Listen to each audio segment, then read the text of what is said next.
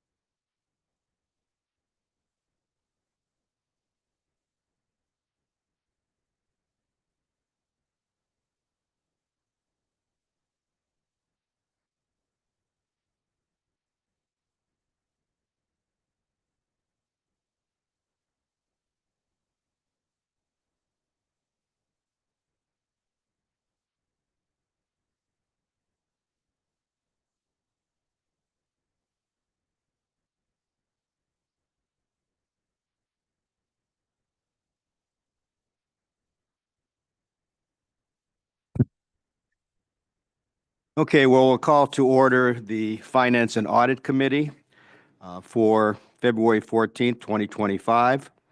And let's start the meeting by reciting the Pledge of Allegiance.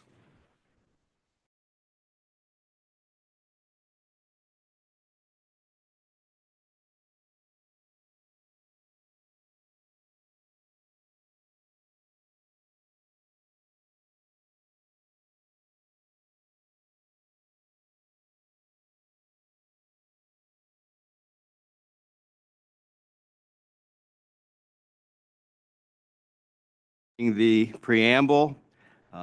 Please excuse me if I make any mistakes. This is my first meeting as a chairman, so I'll do my best. In compliance with notification requirements of Ohio's open meeting law, notice of this meeting has been publicly posted and major public media has been notified. NOACA conducts its meetings according to Robert's Rules of Order. Actions during the meeting will be taken by voice vote. If any member feels the need to abstain from any vote due to a conflict of interest, he or she should state their intention to abstain when the matter is introduced by the chair for presentation. For the record, subsequently, that member shall not participate in any discussion of the matter for which a conflict exists. According to Robert's rules, absence from a meeting does not require a member to abstain from voting on the minutes. If the member still wishes to abstain, he or she should state their intention for the record.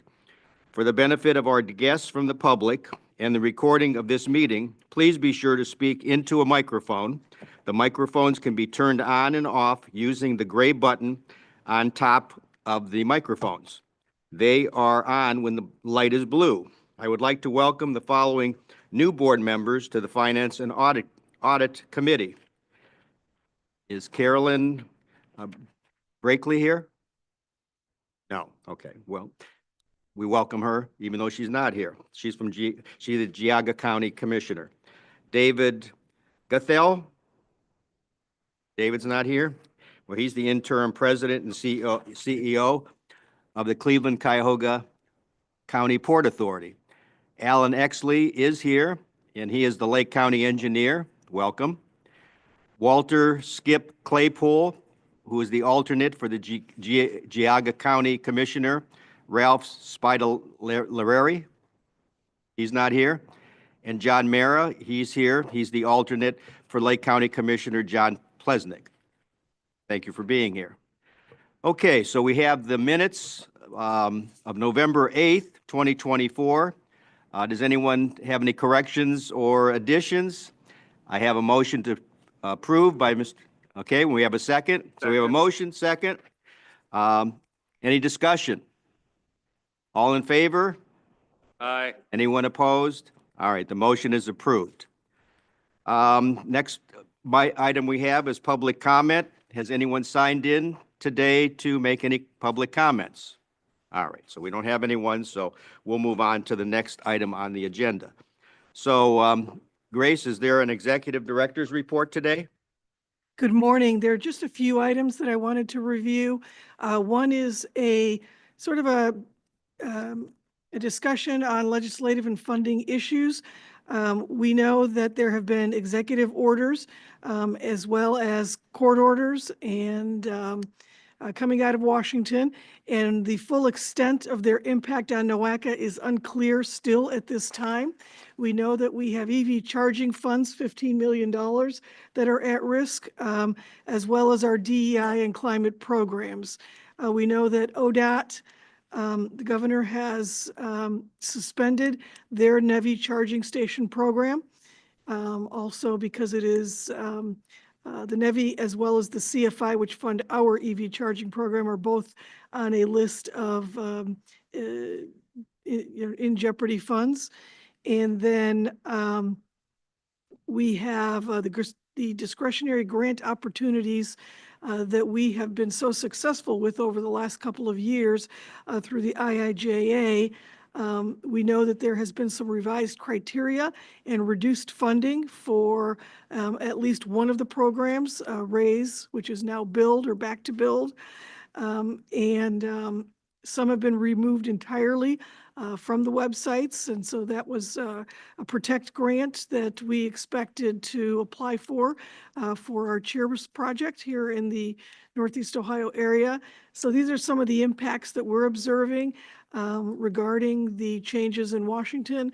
We will keep our eye out on them. And I think, as I mentioned at the board meeting, and I will repeat, from an operating perspective, we do have reserves that will, if at this point they're not suspending our operating funds, but should that be the case, we do have reserves that will get us through probably four to 6 months.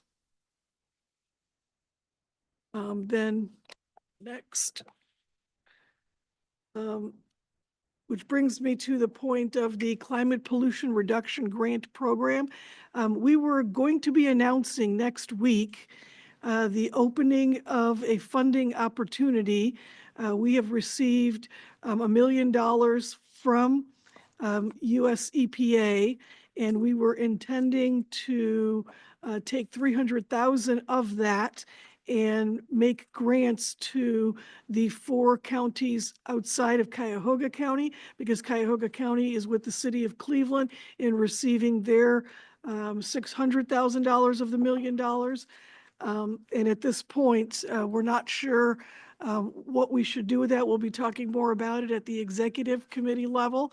But, you know, one of the thoughts is we can go ahead and continue with the process, and then should our funds be, you know, clawed back, we would stop the process. We wouldn't actually make any awards till the fall. So it's just, we're talking about what to do with that. We still have a contract with US EPA. We've not been informed that our contract has been canceled. So we're, I think, going to continue to move forward, but it is just a little bit doubtful as to whether we should. As I said, we'll take it up with the executive committee, and I would appreciate any comments from this committee as well. Anyone have any comments? Mayor Brennan? Yes, thank you, Mayor. I do think I would agree that we should continue on with the process, even in light of changes that have been made without the backing of Congress, without any changes that have been made legislatively. I think a lot of the changes that we are seeing are not withstanding court scrutiny, and will require an act of the legislative branch to truly reverse. And I think a lot of these programs are a lot more popular when they're actually examined by the legislative body. And I think a lot more things will actually make it through and continue to be available. So I think we should continue with our process, and assuming that the funds will be there, and provided they are there, then be able to make awards. So I think staying the course is the right thing to do here. Thank you. Thank you for your feedback. I know from the city of Lorraine, we received a grant for EV charging stations, and we were using ARPA money as our match for that particular project. And we all know that those funds have to be spent by the end of 2026. And we had to appropriate those funds by the end of 2024.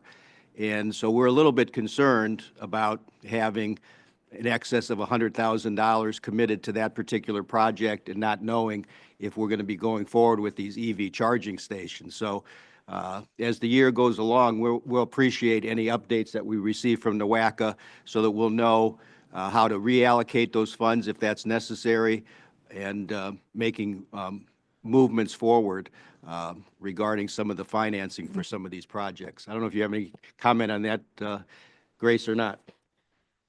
Yeah, again, it's just tough to say. The board president, myself, and our government affairs director will be going to Washington in a couple of weeks to speak with our legislative delegation. So hopefully we'll have a better idea then as to what will be the future of these programs. Well, I know that the advice has been to reach out to members of Congress and senators and let them know how important these projects are for our communities, and to have them advocate for us so that this funding does not get cut off. You know, we all depend on funding for our road projects, and it would be a shame that some of these projects that have been in the work for a couple of years might be disrupted because of some of the actions that are taking place now. So I would encourage everyone to reach out to their members of Congress and the senators here we have in Ohio. Okay, no other comments. We'd move on to the action items.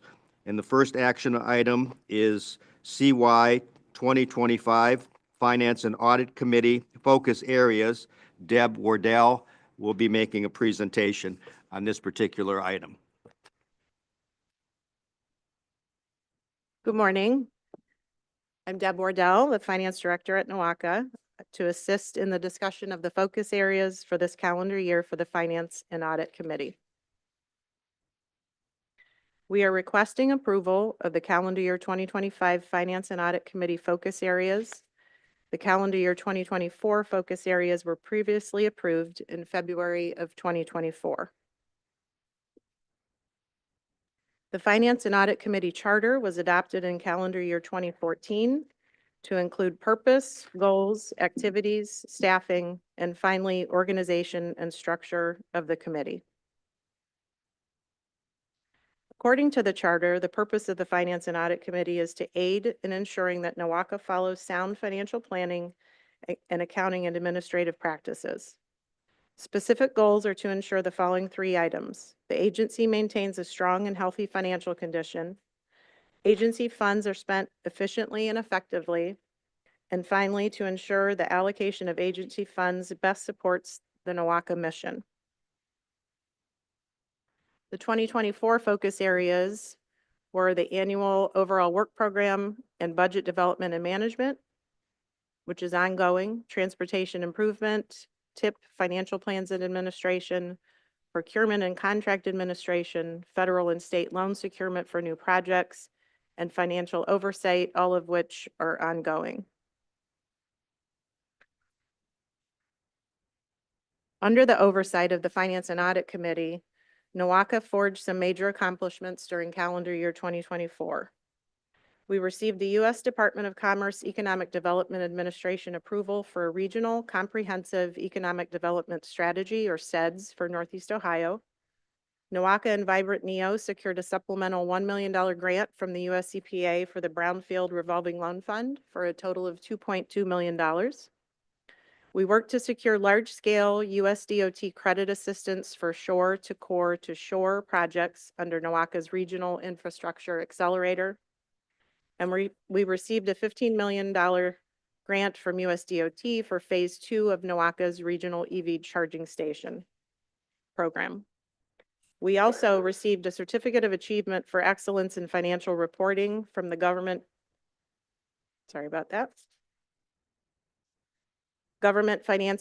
Finance Officers Association for the third year in a row, an award with distinction from the Ohio Auditor of State for the prior year clean audit. At this point, I'd like to open the floor for discussion to the committee to identify and agree with focus areas for calendar year 2025. The slide here is a duplicate of the 2024 focus areas, but is open to any changes or additions. Does anyone have any comments regarding potential focus areas for 2025 other than those that were listed on the screen?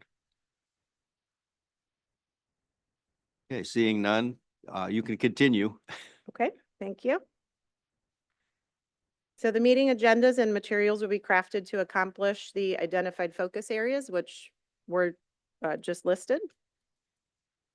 The action requested is approval of the calendar year 2025 Finance and Audit Committee focus areas as listed. Okay, Thank you. can I have a motion to approve? So moved, Brennan? Second? All in favor? Aye.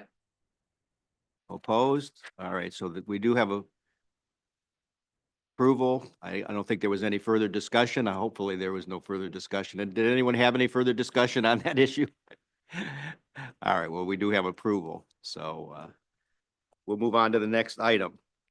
The next item is item B, SFY 2026 overall work plan budget. And Grace and Deb Wardell will present on this item. Yes, Grace, please feel free to do the introduction. Thank Sure. you. Great. Good morning again. And this is the presentation of our annual overall work program, which outlines the work as well as the budget for NOACA. And we operate on a state fiscal year, which is July 1 to June 30th. This is one of 3 major documents required for an MPO, in addition to the TIP, which you'll also see. And, or I think you just saw that last time as well, but the TIP and the long-range plan. The budget portion, which is presented to Finance and Audit Committee, is what we will be discussing today. The work program portion was already presented to the Planning and Programming Committee last month. And then we will have the full OWP presented to the Executive Committee and the Board for approval. So that will be both the budget portion and the work program portion. I also want to take a minute to thank the NOACA staff. This is an opportunity to highlight the work that they do, and they do a terrific job. We have a lot of success here at NOACA relative to projects and programs, and it is with the work of staff that gets that done. So again, just wanting to commend staff. And I also want to commend specifically Deb Wardell and Ronnie Blackshear for the budget work that they have done. The overall work program is not an easy, as you all know in your budgets, it's not an easy thing to put together. Thank you, Grace.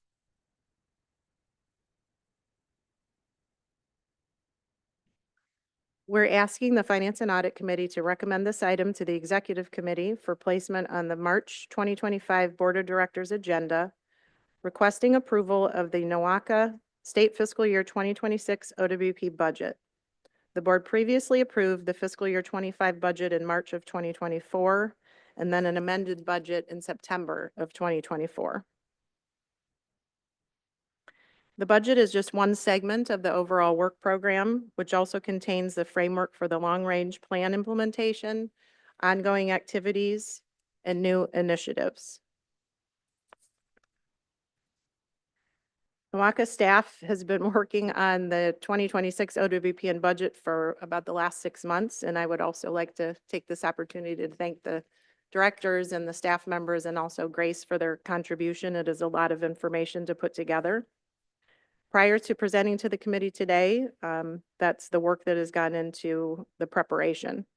The draft will be sent to ODOT, FTA, and FHWA early in March, and upon NOACA board adoption on March 14th, the OWP and budget will be sent back to the state and federal agencies for final approval.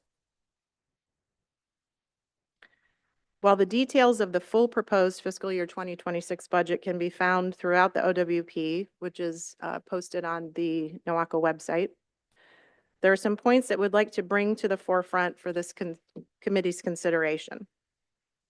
NOACA's operating budget is projected to increase by $6.1 million, or 23% over fiscal year 25. The pass-through budget is showing a slight decrease from last year's budget at a total of $9.2 million. The standard budget assumptions have remained unchanged, with authorization for 47 staff members, a possible 3% total merit increase for staff members, and health insurance increasing by 4.5% for the first 6 months of fiscal year 2026. In order to fund the operating budget for fiscal year 26, revenue sources have also increased by over $6 million over fiscal year 25. Federal funds have increased by 18%, going from 75% to 93% of our revenue sources. Taking a closer look at the breakdown of the federal grant sources, the largest contributor in fiscal year 25 was the Consolidated Planning Grant at 74%, until the CFI grant was added to the budget late in fiscal year 2025. The CPG source has been reduced to 20% of the federal funds for fiscal year 26 due to the expected receipt of the CFI funding for the EV charging station program and the use of CRISA funds for the Irishtown Bend project.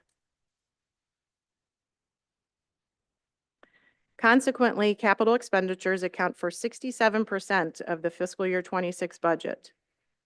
Salaries are the second highest category at 13%, and when you add fringe benefits to the salaries, it's actually 20% of the overall budget. While comparing actual expenditures from fiscal year 24 and projected expenditures for 25 and 26, we can see several trends occurring. Salaries and benefits have been increasing at an average rate of 18%, primarily due to an increased number in staff members, the average of 7% increase in wages caused by the compensation study, promotions, and merit raises, and finally, health insurance cost increases. Contractual service costs are expected to decrease by 13%. And after an anticipated rise in occupancy and operating expenses in 25, we are expecting expenses to normalize in 26. And again, here you can see the expected rise in capital expenditures, and that is predominantly for the CFI program and the CRISA funds being spent on the Irishtown Bend program. So sorry.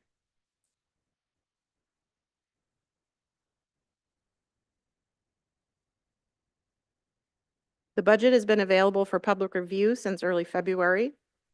Next steps include the state fiscal year 2026 OWP and budget draft is due to ODOT and federal agencies early in March, and NOACA's board will take action on the same on March 14th, 2025.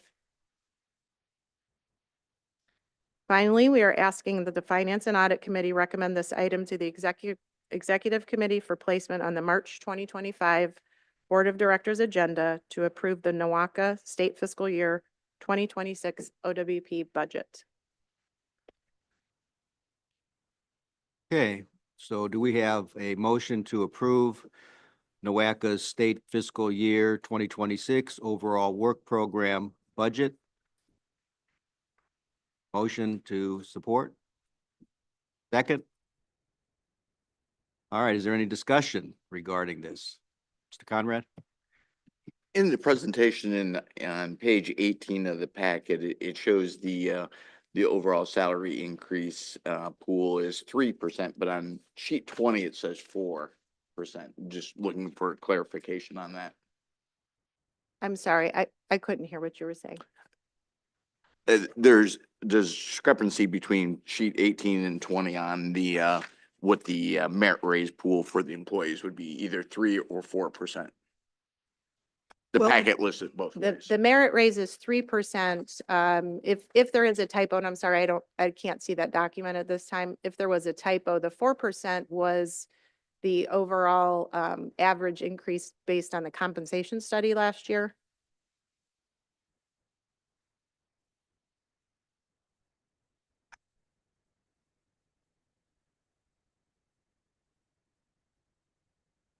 I apologize if there's a typo.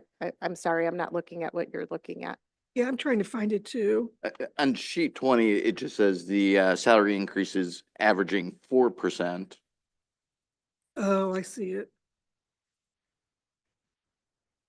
Yeah, I'm sorry, Andrew. I think they added the compensation study into that figure that probably put it up. Oh, I'm okay. guessing. Okay. That's what I think. But Okay. Yes, thanks. I apologize if No, that was that's not okay. clear.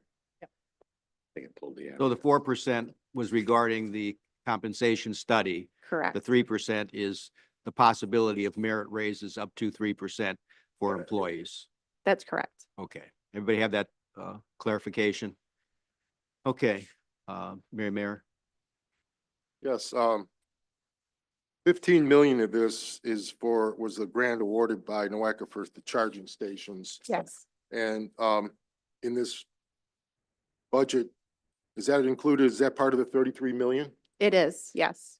Okay, but how much of that was spent on charging stations so far?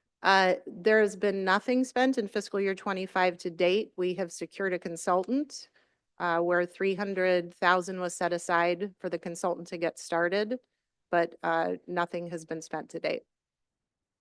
You know, is this tie into what these funds may not be available now? Correct. These are the CFI grants, which may not be available. They specifically were mentioned in the documentation coming out of the White House as programs that may be discontinued.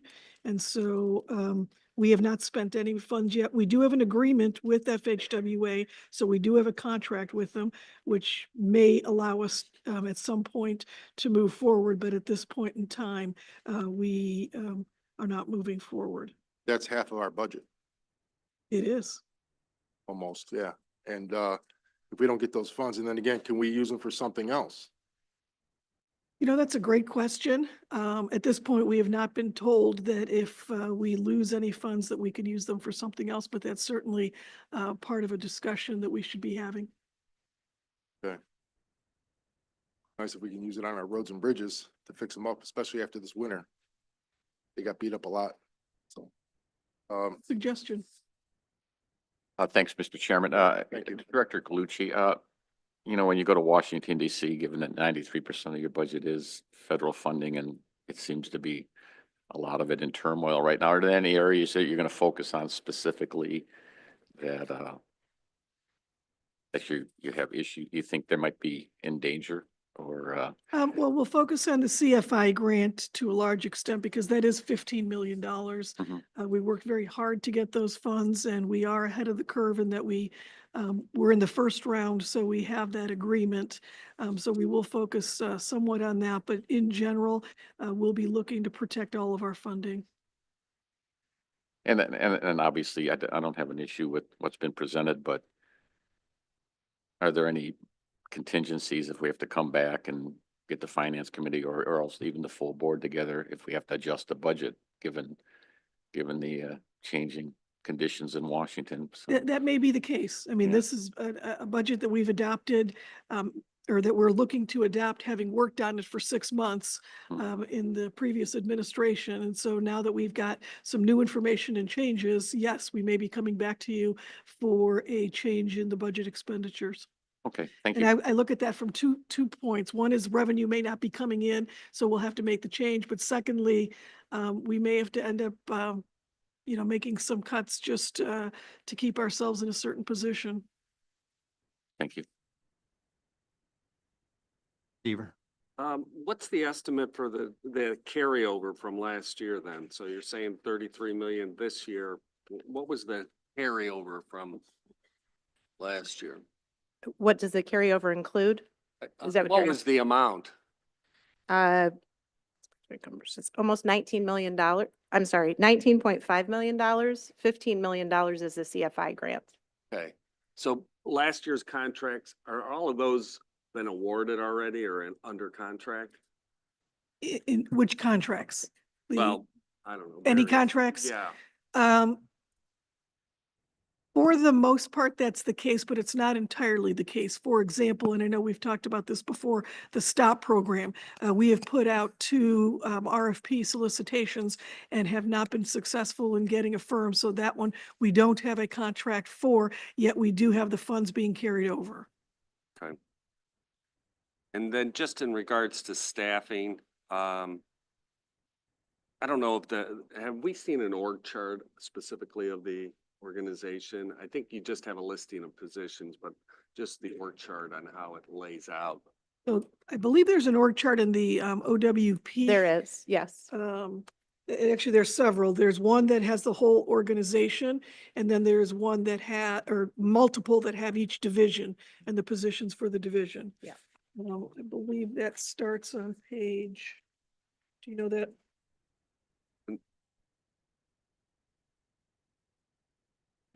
It seemed like it had a listing of all the positions and the division they're within, but it wasn't necessarily an org I chart. believe the org chart is very early in the document, like in the first 10 pages.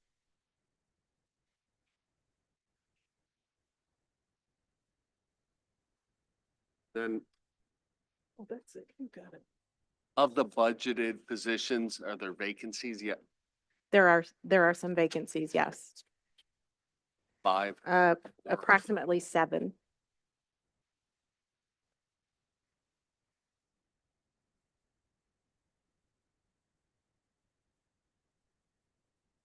We'll need to hold this up, Grace. Okay, so it starts on page 37 with the different divisions, and it has org charts. And then the org chart for the large org chart. Page 19.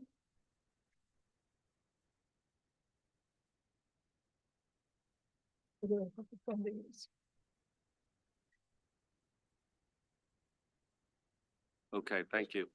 Right, so each division has the org chart with all the positions.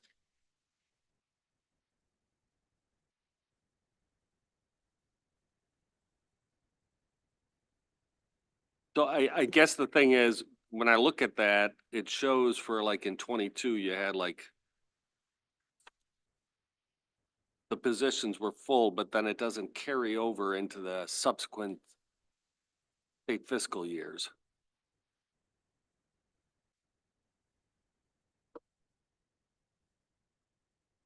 We can take this offline, Grace, just so I can get a clarification. Sure, but for the benefit of everybody, if you could just repeat that one more time. I was looking through the 2025 OWP, and it has a listing of the positions from transportation planning and engineering, then it has planning, and then it has strategic and long-range planning. The various positions, a total budgeted positions of 27. But it doesn't carry over. In 22, it has like planning has all the positions full, but then in 23, 24, 25, it doesn't show them. So I'm just, Yeah, we could take that offline, but essentially there are 47 positions budgeted for the last 3 years that is reflected in prior years. And then for the upcoming year, it's also 47. They may be a little bit different from division to division, depending on how people were moved around, although it wouldn't be very much, but there would be some movement there. But they do add up to 47. okay. I think there thank were 2 years where it was rounded. It was, if you add it up, you'll probably get 46.5. So it was rounded up to 47. you. Thank you. Mayor? Because I have another question on page 37 here. We have the budget for fiscal year 2025 is 17,566,840. And then we've got the budget is revised, which is the 33,553,000. That includes that 15 million for the charging stations. That's correct. That was the major difference in the Okay. budget increase. If we do charging stations, where's that money come from then? Is there other funds, or is that 15 million just going to go to NOACA for operating expense and payroll and for the budget? No, the grant is specifically just for the capital expenditure of the EV charging stations. We're not permitted to use it for staffing or operating costs. But it's part of this 33, right? So which means we're going to be a shortfall? I'm sorry, I'm having a hard time hearing. I'm sorry, we'll have a shortfall because we have 17 million Mhm. budgeted for fiscal Yeah. year 2025. If we have 33 million on the budget is revised, but out of that 15 million has to Mhm. come off of that, Right. it leaves us. I what understand. about- Yeah, I understand your question. So the 15 million just nets out. So if we don't receive the grant, we don't do that project. And so there are 0 expenses associated. Okay, I guess. None of that 15 million is for staffing. It's all for the capital expenditure. Another way to think of it too is all of our expenses are reimbursed. So we have to spend them first in order to get reimbursed for them. And at this point, we have not spent anything on the CFI charging stations. So there's nothing to reimburse us for. Where would that appear then on the finance report from last year then? The funds that we got reimbursed last year, wouldn't that appear somewhere? It would, but except we didn't have any for last year either. So we received the grant, but we have not executed the project yet. I should say we received the grant award, but we have not executed the project yet, which means we have 0 expenditures and 0 revenues. Okay. Okay, thank you. Thank you. You're welcome. Any further discussion? Seeing none, I would ask those in favor, say aye. Aye.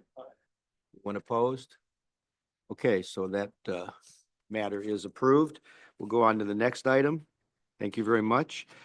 Item C is procurement, transportation for economic development initiative for the Aerozone District. And again, Grace and Lindy Burt will be presenting on that particular item. So this particular project that we are bringing to you actually is one that was tabled at the last meeting, so we are bringing it back to you now. And it is for the Transportation for Economic Development Initiative, which seeks to improve and leverage local and regional multimodal transportation systems to incentivize development and foster long-term economic growth. This was intended to be a pilot program. And we hope to present to you today the answers to the questions you posed, which led to the tabling of that item. And with that, I'll turn it over to Lindy Burt, who is our procurement officer, to talk about the aspects of the project that you need to know about, hopefully to get your approval today. Thank you, Grace. Good morning.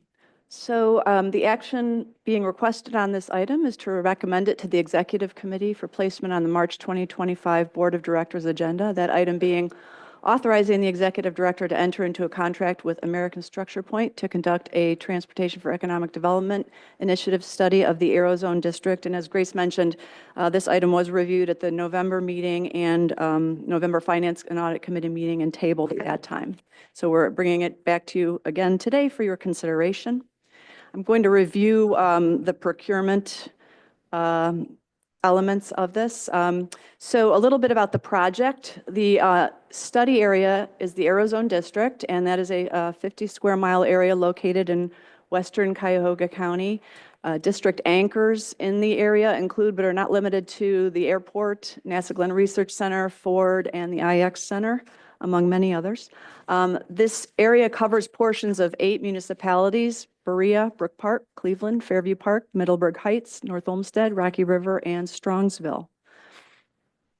So the study objectives for the project are to facilitate a robust engagement process with stakeholders, adhere to principles of environmental justice, equity, and inclusion, to develop a multimodal transportation system that improves travel options for people, goods, and increases safety and helps meet emissions targets.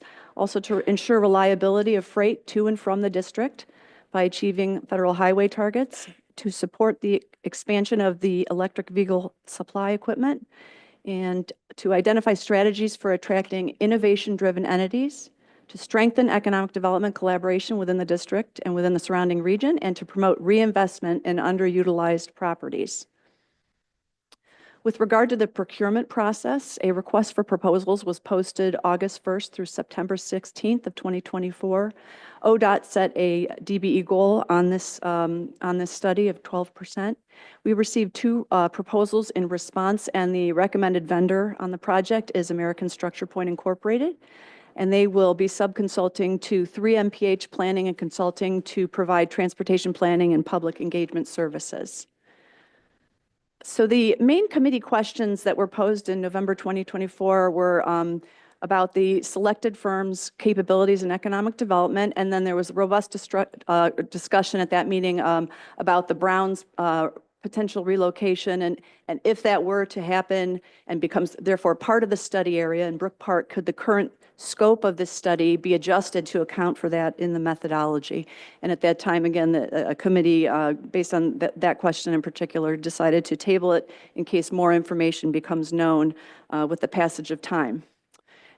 So with that, I would like to introduce American Structure Point, the recommended consultant on the project. They're here with us today, and they're going to go through some slides with you to try and answer that question. Thank you, Lindy, and good morning, everybody. Great to see you here on this sunny day, which is, it's great to have. So just a little bit of information, kind of related to the questions that were asked. My name is Matthew O'Rourke. I run our planning and economic development group at American Structure Point. I've been in this industry for 15 years, came to Structure Point about 4 years ago. Within my past life, I've worked in the public sector, mostly doing economic development initiatives, regional initiatives, business attraction, zoning compliance, pretty much anything a planner does in the public sector, I did that. And then I've been working on studies like this for the last 6 years here in the private sector. So that's a little bit about our team on the economic development side, and we are very integrated in with our transportation folks and our traffic engineers. So really, our firm is very qualified and uniquely positioned to really leverage both sides of that. We have 18 staff in our department that help with these initiatives and integrate with our other disciplines. So that's a little bit about who we are as economic development professionals. Just thinking about the area zone district and all the things that are going on there, there's some development proposals being considered, or at least being thought about. When you're working in an area this big, it's a very dynamic area. There's going to be proposals for lots of projects. I believe there's conversations going on for 4 or 5 bigger developments that are very much in that beginning stage, similar to the one that was mentioned earlier. And I think whenever you're working in a dynamic, very big area like this, that's going to happen. Our process is really set up to think about all the variables, take all the work that staff's already done, and be able to adapt to that. That was something we were very purposeful when we put our presentation, or excuse me, our response together.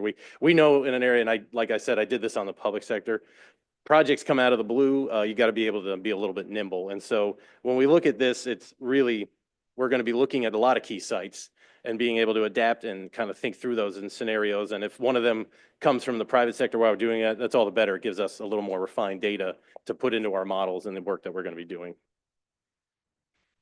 Why start now?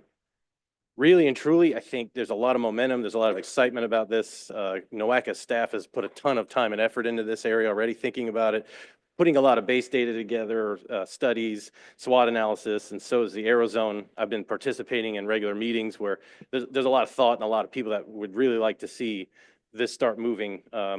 We think it's the right time to take all that data, integrate with what NOACA staff has already done, and start getting out to the community and start getting the engagement from all the 8 partner communities. We really want to hear from them what's going on too, so we can start integrating that into transportation data, all the things we're thinking about. It really is a good time to start doing that and to really reflect what's going on current land use. Really the first 6 months of our study are data gathering.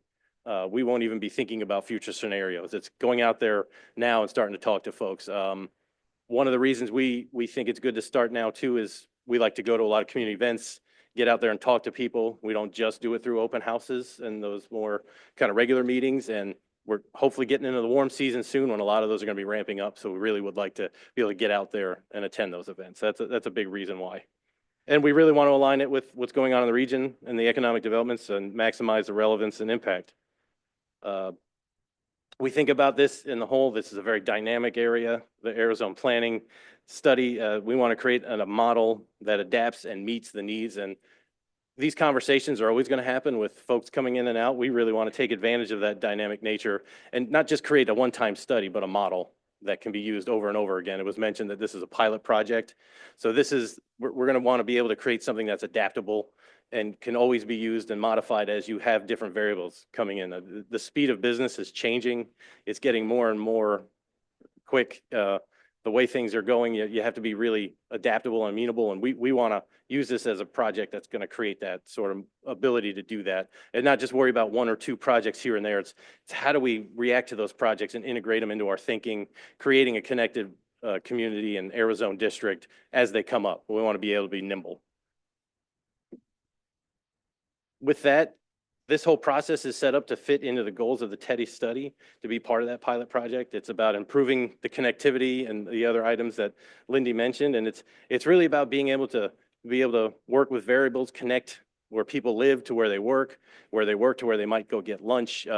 When we look at the Aerozone now, it's a very great collection of assets. We want to make it a district, and that's really what the point of this all is. It's about combining that into one thought process and one sort of thinking in terms of how we represent it, how it's out there in the world, and how all this can be used to market it and go out and work with other businesses as they come in. And so that's really what we were thinking as part of this project and are happy to answer any other questions. Slide. Okay, thank you. So the financial impacts of this procurement item, NOACA would enter into a contract with American Structure Point in an amount not to exceed $414,748. The estimated project duration is 18 months, and the source of funding for this project is OCPG. So next steps, pending board approval, NOACA would enter into a contract with the vendor and commence work. Again, to recap, the action being requested is to recommend this item to the Executive Committee for placement on the March 2025 Board of Directors agenda, authorizing Executive Director to enter into a contract with American Structure Point to conduct a TEDI study of the Aerozone District. Okay, so we have a motion.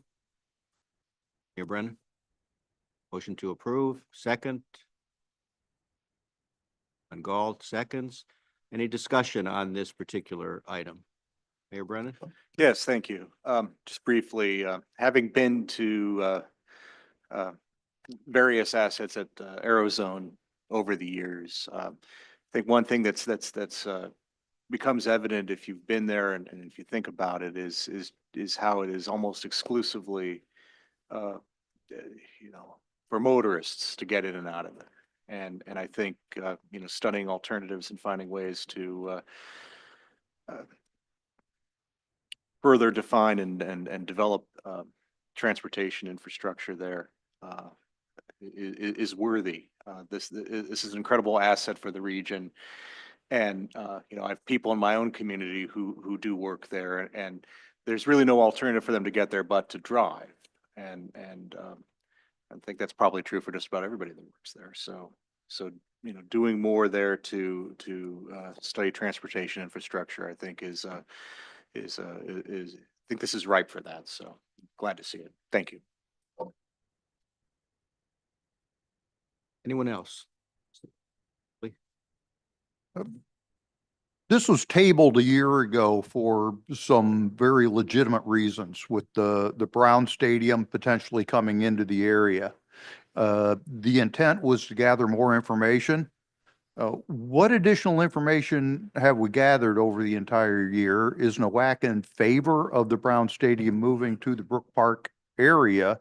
And as a result of the information we've gathered, have we done anything to change the scope for American Structure Point on what they're looking at in that area? First of all, I think there was a misunderstanding. It's been last year, but it was last meeting, which was really in November. So it wasn't a whole year. It's been a quarter since we tabled it. So I did say last year, but not meaning a full year. So just to clarify that. And to answer your question, we have studied the issue a little bit more. According to the Browns, and there was even something in the news media yesterday, they feel very strong about moving to Brook Park. However, NOACA has not taken a position on whether we prefer the downtown location or the Brook Park location. We haven't taken a position. And at this point, what we have done is to talk to American Structure Point and look at the study as was just stated, whether or not the Browns move to Brook Park. There is still a significant scope in the project that is important for us to move forward with. I don't disagree that there's certain elements that that we need to move forward with, but are we coordinating with all the effort that's being put forth already? Or is that going to be a coordinated effort, or is it something we're doing independently that, $2.4 billion is a lot of money, and that's going to change things over there pretty significantly. Yeah. I just want to make sure that what we're doing is consistent with what is being planned from other directions. Yeah, we are working closely with the city of Brook Park and the Browns, as well as the county, and other folks like ODOT. In fact, we were just at a meeting, Mike Dever and I yesterday, and Bonnie, for 2 hours to talk about the modeling that would be necessary to understand better the traffic movements in Brook Park should the stadium go there. So we have been working closely on that. We worked very closely with the same group of folks when they were looking at the downtown location because in addition to the stadium, they were looking for a development at that time. And that also resulted in a significant amount of modeling work that NOACA had to do. So we are working in tandem with the various organizations, particularly the Browns and the cities, to ensure that we are understanding what the probabilities are and understanding where our role is. Mayor? Yeah, yes, given that overlap between the Aerozone and the possible relocation of location of a Browns facility in the same area. You mentioned a meeting that you and Mr. Dever had. If it's not, I think it's probably germane. Could you go into that just a little bit further? I mean, it was a 2-hour meeting. We don't need 2 hours, but given that the scope of this project is going to overlap into this, I think if we could hear a little bit more, that may Sure. be helpful. So the scope of the project will overlap, but it won't overlap to the extent of doing the kind of work that we were talking about yesterday. The kind of work that we're talking about yesterday really is more traffic modeling and looking at what the significant road changes, particularly around the interstate, would be at peak times and with the new events that have to take place once a stadium is built. So there is some overlap, but this study would have to take, was planning on taking place with or without the stadium, because part of the assumptions that will be made in this study is looking at various scenarios. And one of the scenarios would be to develop that property that was the Ford plant. And so now one of these scenarios would include the Brown Stadium, and we would of course utilize some of the information that would come out of this modeling exercise. Mayor? Thank you. Seems to me though, I mean, it's almost $500,000 we're going to be spending on a study that I think the developers who want to put up the Brown Stadium should be putting up that money if they want to build this, something there. I mean, again, we don't even know if they're going to do it, how they're going to do it or anything. So how can we study a traffic pattern if we don't even know where they're going to place it exactly and how the traffic, I mean, this should be all part of their study.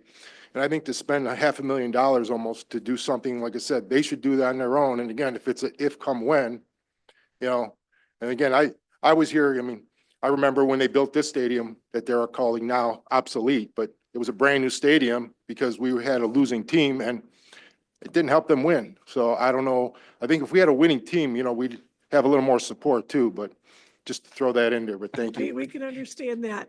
But to clarify, the work that we were doing yesterday is being paid for by the Browns. So they have the contract with the consultant to do the major traffic studies. So we are not paying for that. Obviously, we will have staff participating in it, so there'll be staff allocation of time. But this study, again, with or without the Browns, I think the best way to look at it is the Browns Stadium or that Ford plant area, I think is less than 2 acres. This study covers 50 square miles. So this is just a very small piece of what we will be covering. It just happens to be that location, since we've started planning the study. This study has been in the plans for probably close to 2 years. Putting together the RFPs, putting together the scope, working with the Aerozone. And in fact, today we have the executive director of the Aerozone, Rishu Mahalala. Perhaps he would like to address the board or the committee to help us understand better why this is important with or without the stadium. Thank you so much. Can you hear me okay? Oh, got it. Hi, good morning. My name is Rishu Mahalaha. I'm the Executive Director of the Aerozone Alliance. really appreciate the NOACA board considering this project. The context I wanted to provide is that over the last few years, what's happening at the Aerozone is incredibly dynamic, and then there's a massive capital investments that are coming into the area. And I just want to sort of provide a quick overview of the things that are going on in that area. As you all know, combination of City of Cleveland is driving a massive investment at the airport, which is going to be close to a $2 billion project. That initiative and effort is underway. And that's happening.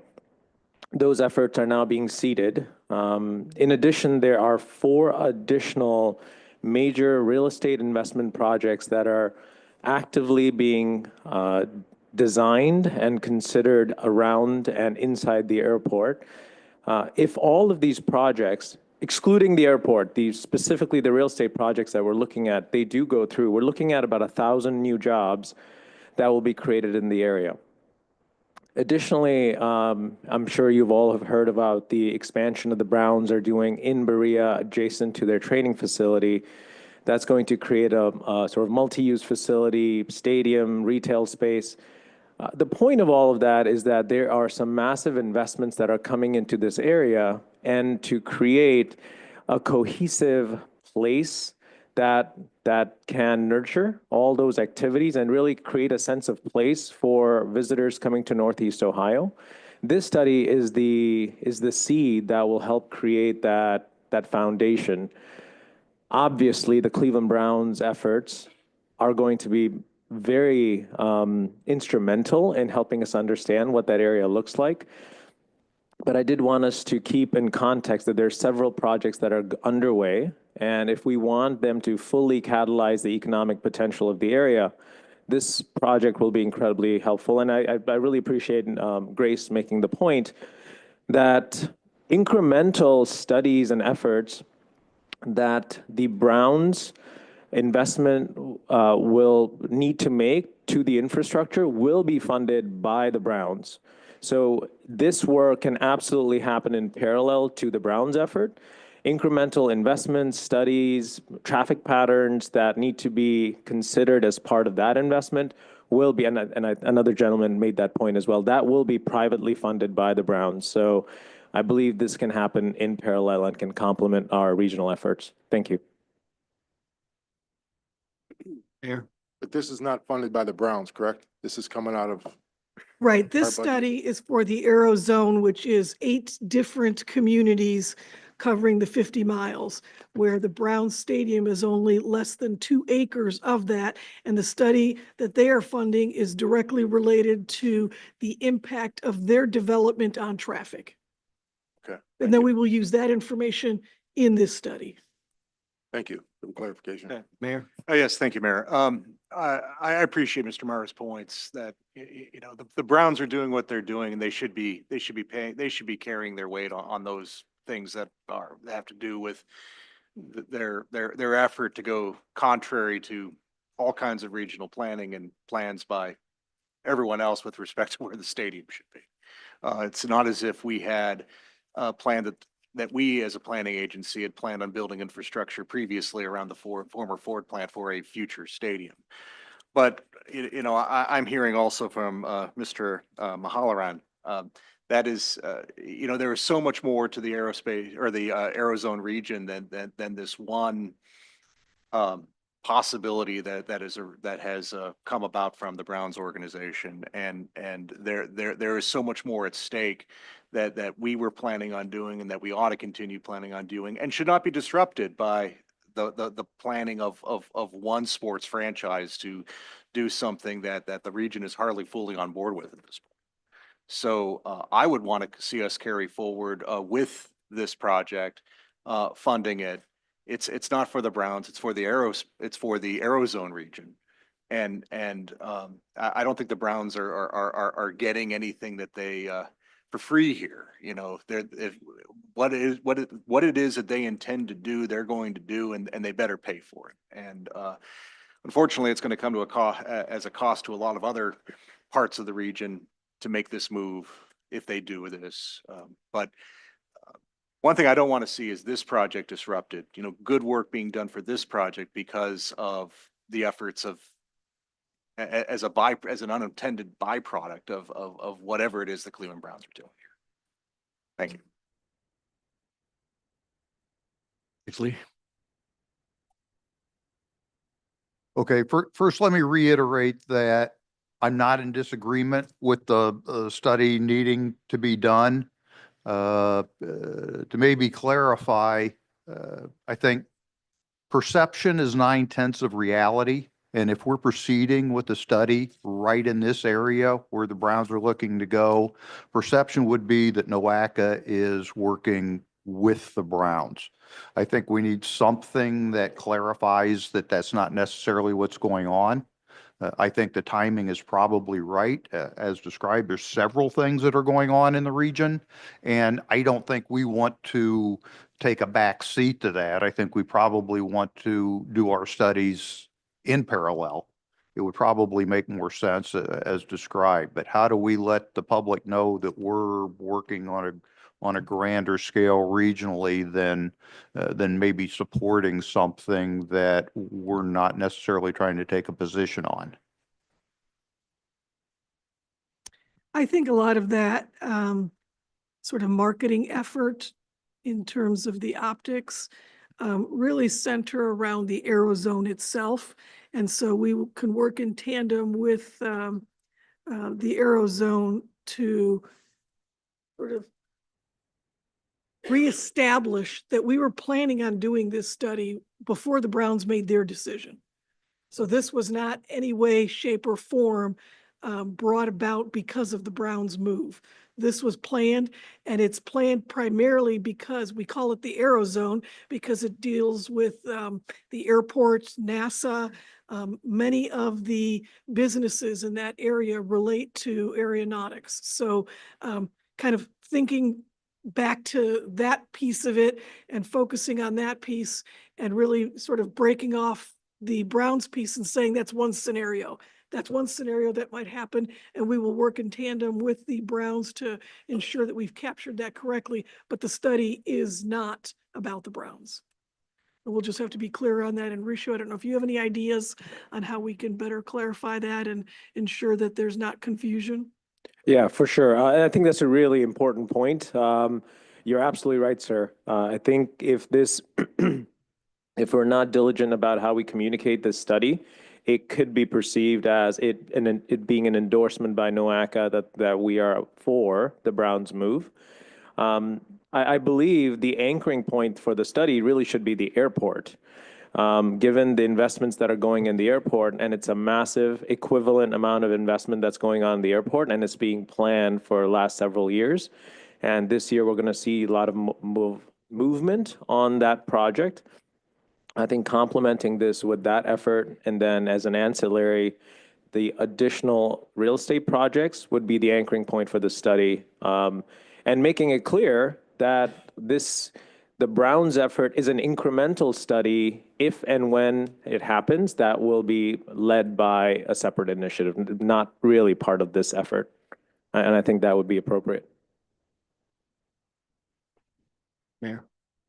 Well, I think the Browns, there have been rumor that they wanted to move to Brook Park for years now. So I think we kind of knew that there was possible. And then again, they just didn't have a study. So again, I think NOACA wanted to step forward and see if there be any potential and how it would phase there. And also the airport expansion, they're doing their own study because, you know, when they update the airport, they have to do a traffic study as far as getting freeway access and so forth. So, you know, I don't know where this study would help them at all because again, they have to do their own study because we don't even know how they're building or what they're building. So again, I'm just going to I just don't understand. I think it was tabled for a good reason last year, and I think it should be tabled again because, again, I couldn't support just spending $500,000, even if it's a seed to get things going. Again, without direction or even knowing what we're getting into, I think just right now it's a waste of our money, and we can use the money elsewhere and other projects that I think are more demanding and more fair and equitable that, you know, for our community. So thank you. Could I make a comment? I'm not sure if I have to ask for permission. Yes, sir. Yes. As the director of the Arizona Alliance, I've had an opportunity now to work very closely with all of our 8 mayors, the administrations, our local businesses, our anchor institutions, both at NASA Glenn and the airport, Baldwin Wallace University. Our orientation is this is one of the richest, most densest economic hubs of Northeast Ohio and Ohio. We are really one of the three major centers for aerospace activity. We're seeing an unprecedented amount of activity in economic development. I mentioned several real estate projects. This is a perfect time for us to start building our infrastructure so that we look like we belong at the table with all the major cities and regions that have aerospace industry. Right now, we do not look like it. Right now, we are not structured to attract major investments. Aerospace is an industry that's going to be growing at a compound annual growth rate of anywhere from 10 to 20%. There's going to be major investments made across the country. And if we're not at the table and if we're not planning and setting ourselves up for that success today, the best time to plant a tree is 30 years ago. The next best time is today. I believe we absolutely need to make this investment so that in 5 to 10 years, we have finally the infrastructure that represents a global progressive community. So thank you for your consideration. I guess I'm reading this and it says Transportation for Economic Development Initiative. And what kind of infrastructure, what is the end goal of the study? What type of infrastructure are we actually talking about? What is going to be the goal and recommendations of the study? Well, maybe the representative from the American Structure Point might want to respond to some of the comments that have been made. Would you like to respond to some of the comments that have been made and maybe answer some of the issues that have been raised during the discussion period here? Yeah, I'm happy to respond to any of the questions. I can't do as good a job as Rushu does as explaining the Arizona and what that asset is. From my perspective, from economic development and the transportation piece, it's all about in economic development right now, site readiness. It's about having sites ready to go so that when the RFP comes out, you're ready to respond almost instantly. And so what the whole thought process here is how do we start thinking about this from our transportation assets? There's going to be some infrastructure assets for the whole aero zone and all the key sites that come out of that. This one site is a very important one, and there's a very large user looking at it. Our study was always set up to be nimble enough to incorporate that data from all the key sites that we end up identifying through the process to be able to start thinking about how do we get workers there? How do we get them to lunch if they're a shift worker? They only get a half hour off. So how are we going to get them? And that could be not just automobile assets, expanding public infrastructure for public transportation, expanding on the assets that are already there, working with recreation assets, quality of place items. It's how do we connect all these pieces and all these dots that aren't really connected? I know somebody mentioned it's, you go to the airport and you kind of go to the airport, you don't go anywhere else. The whole thought process here is how do we start thinking of this as a holistic district and leveraging every little piece of everything we can to make it ready to go for when development wants to come in. I'm working on a study right now in West Lafayette, Indiana, where they're just landed a large semiconductor industry. The reason they did that is because they were aligned with the Purdue Research Foundation. Purdue, they own the property and all the infrastructure is already there ready to go. That's kind of where we're trying to think about this in terms of how that transportation asset can really fuel what we're trying to accomplish in the Arizona as a whole. It's not really just about one site here, one site there. It's about really giving folks like Rushu the ability to react and adapt as life changes, as business models change, and have these things identified and ready to go now. Hey, let me ask you this. When you made your proposal to conduct this study, was a Brown Stadium included in that request for proposals? No, All right. that was not part of this at all. It was And always about let me ask you identifying this sites. then.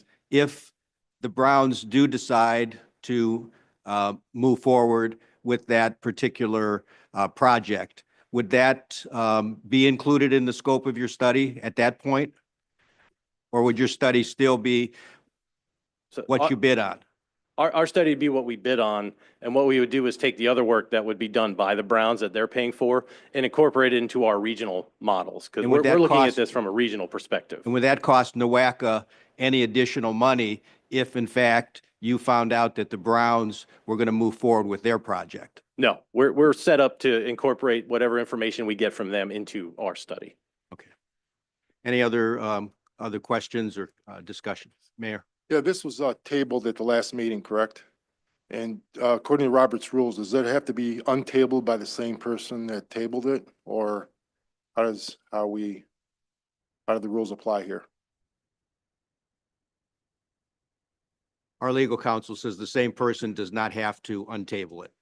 Has this been untabled yet or Well, we do have a motion pending on for the approval? floor, so. Right, but I mean, So it was tabled until the next meeting. So we put it on the agenda because it was tabled until the next meeting. and I think we have everyone pretty new here and we have a lot of questions and some are answered and some aren't. I would suggest at this point, maybe if we can, maybe I would make a motion to table this again for We the have a next motion meeting. on the floor, so someone would have to withdraw that motion if we want to entertain a new motion. Add something. We talk about time as if it's not money, but time is money. The more we delay this, the more at risk our funds are. The funds have a limited shelf life. And so if we do not use them, there gets to be a point where they don't carry over. And so if we're planning on doing the study, the time is now to do it. If we're not wanting to do the study, that's a different question. Mayor Bradley, through the chair. Here, go- This John, is going to impact many other communities. I see on here, North Olmsted, Rocky River, Strongsville is a part of the 50 square miles. And, I'm one that, yeah, we had it tabled. We wanted to find out a little bit more. Michael there was, good enough to do that. And we have spent that time. We've now moved forward a bit. Now we have a little more solid planning as far as what's NOACA's done in your meeting yesterday. Something like this, I mean, the Browns have got to get that area right, along with Brook Park, Cuyahoga County, NOACA. That area has to be done right, no doubt. It is ground zero. But the other areas from Strongsville all the way up through to Rocky River, also having this study to help them grow economically would probably be the most prudent thing for this board right now to move forward and take a vote on. And that's my comments for you today. Mr. Chair, yeah, I appreciate that, John, for those comments. Yes, the questions that I brought up at the last meeting were, since nothing was mentioned about the Browns initially in regards to this study, there's been a lot of activity, and I just said, let's take that into consideration. I feel like this 3-month time period to go back to look to see what's going on with the Browns, there's still a lot of questions related to it. And we did meet yesterday looking at some traffic studies and modeling potential for the area and stuff. But in general, we're supportive of continuing to move forward with the Teddy itself to get it done. And as John has noted, this is a larger impact than just that area where the potential Brown stadiums would go. So I would recommend that we continue to move it along. To add to that, I did have a meeting with the county executive, who is the current president of the NOACA board. And because Cuyahoga County was the one who brought up the questions and questions, and I don't know if they made the motion to table, but I think they did. Yeah. They are perfectly satisfied with where we are, and he's very, very supportive of moving forward. Ewan? Thank you. Since the city of Cleveland, we have a major stake in the aerial zone with the airport being included. And we are, proposing close to a $2 billion investment. But, with or without the Browns, this study is important. Just because of the potential that it has. When you fly into the airport and you see what surrounds the airport and all the potential that's there, whether it's physical infrastructure or just the knowledge that is in that area, I think it's important to look at this district as the next innovative hub. Just because of the location of Nassau and what's in that surrounding area. So we can take the Browns out of that. We can include them. It's just like any other economic study. You add, you subtract, you look at different possibilities. But, I think this study is important with or without the Browns. And I think I'm recommending that we move forward and we vote positively to move this forward. Yeah, actually, as the one community that is in the Arizona and directly impacted by the Browns, and probably besides Brook Park, since Bagley Road probably will be the southern entrance to the stadium. I know Mayor Castelli had some concerns, and they've been addressed with the transportation study. And as Bonnie well said, I mean, I don't know, are the Browns going to go forward or are they not going to go forward? That's a $1.2 billion question that probably the taxpayers are going to have to decide in some form. But regardless, even right 1 mile down the road from the airport, we have 60 acres in Middleburg Heights that's owned by UPS. That's could support a lot of jobs in our region, and we have the assets in place. We already have the transportation assets in place that have been spent by all the taxpayers to access that site. So we're supportive of moving forward with the study.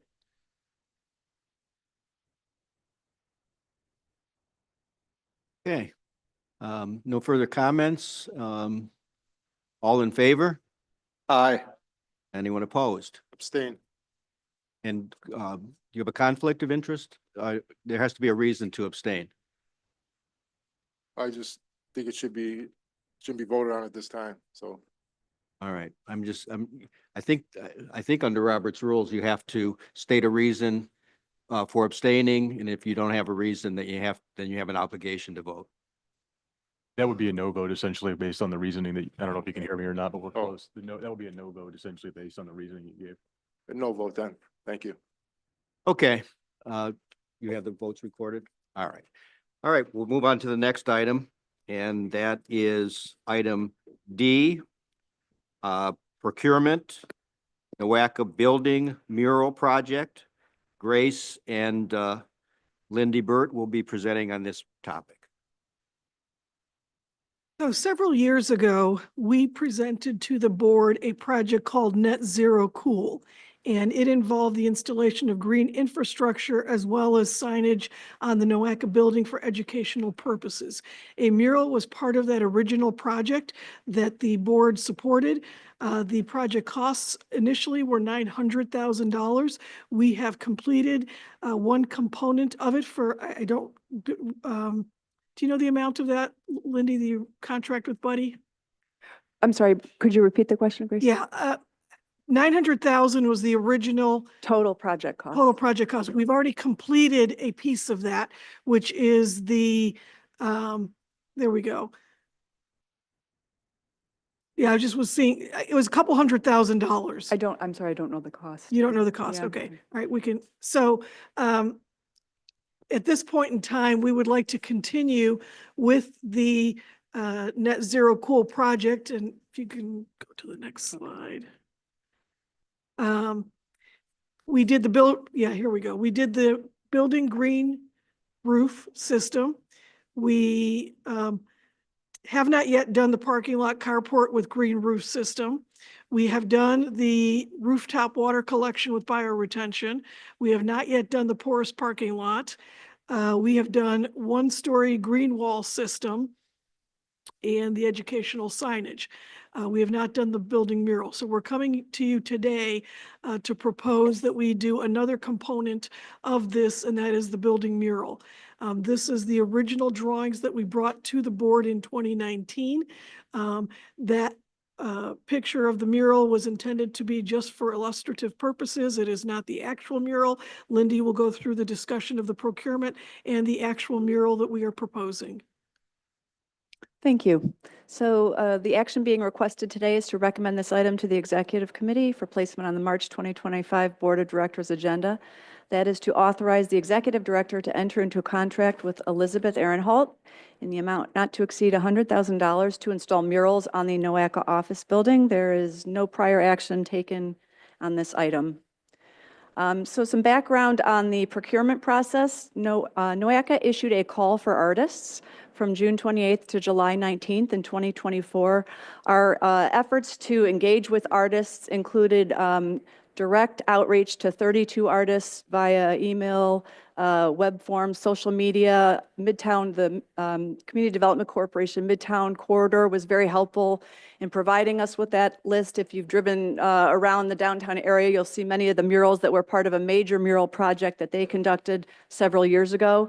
And in addition to the direct outreach to the artists, I also reached out to arts organizations in all 5 NOACA counties, and you see there a list of all organizations that I connected with about the Call for Artists opportunity.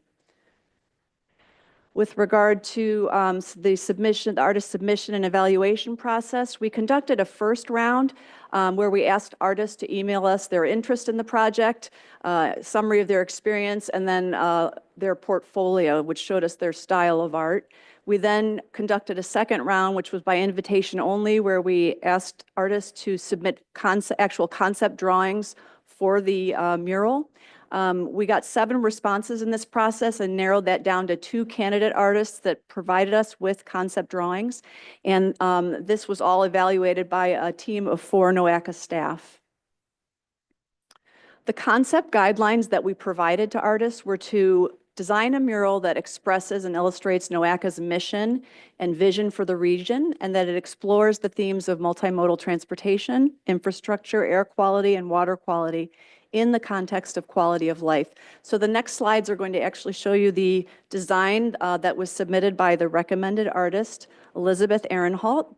And as you look at this, the elements that are included here, so this is the east wall of the building. I'm going to go back and forth here between, this shows you sort of a mock-up on the building, actually.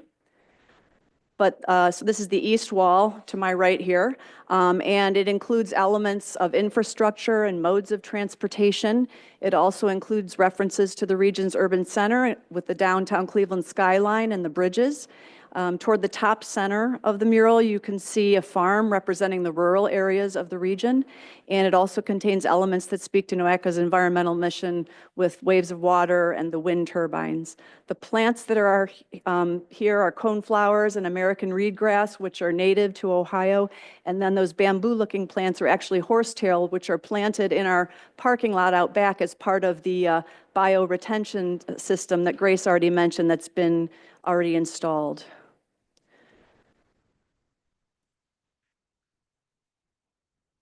And then this mural would wrap around the building to the north side, so the wall that is behind the chair there. And I'll show you the mock-up on the northeast wall and the northwest wall. The environmental themes continue on the northeast wall with the horsetail, waves of water. That's a heron, which is native species as well.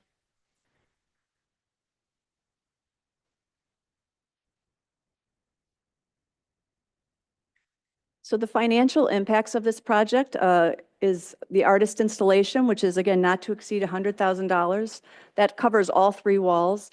The east wall is estimated in this project at $62,000. That is actually very close to what was estimated originally in 2019 for this element of the Net Zero Cool project, which was at $60,000.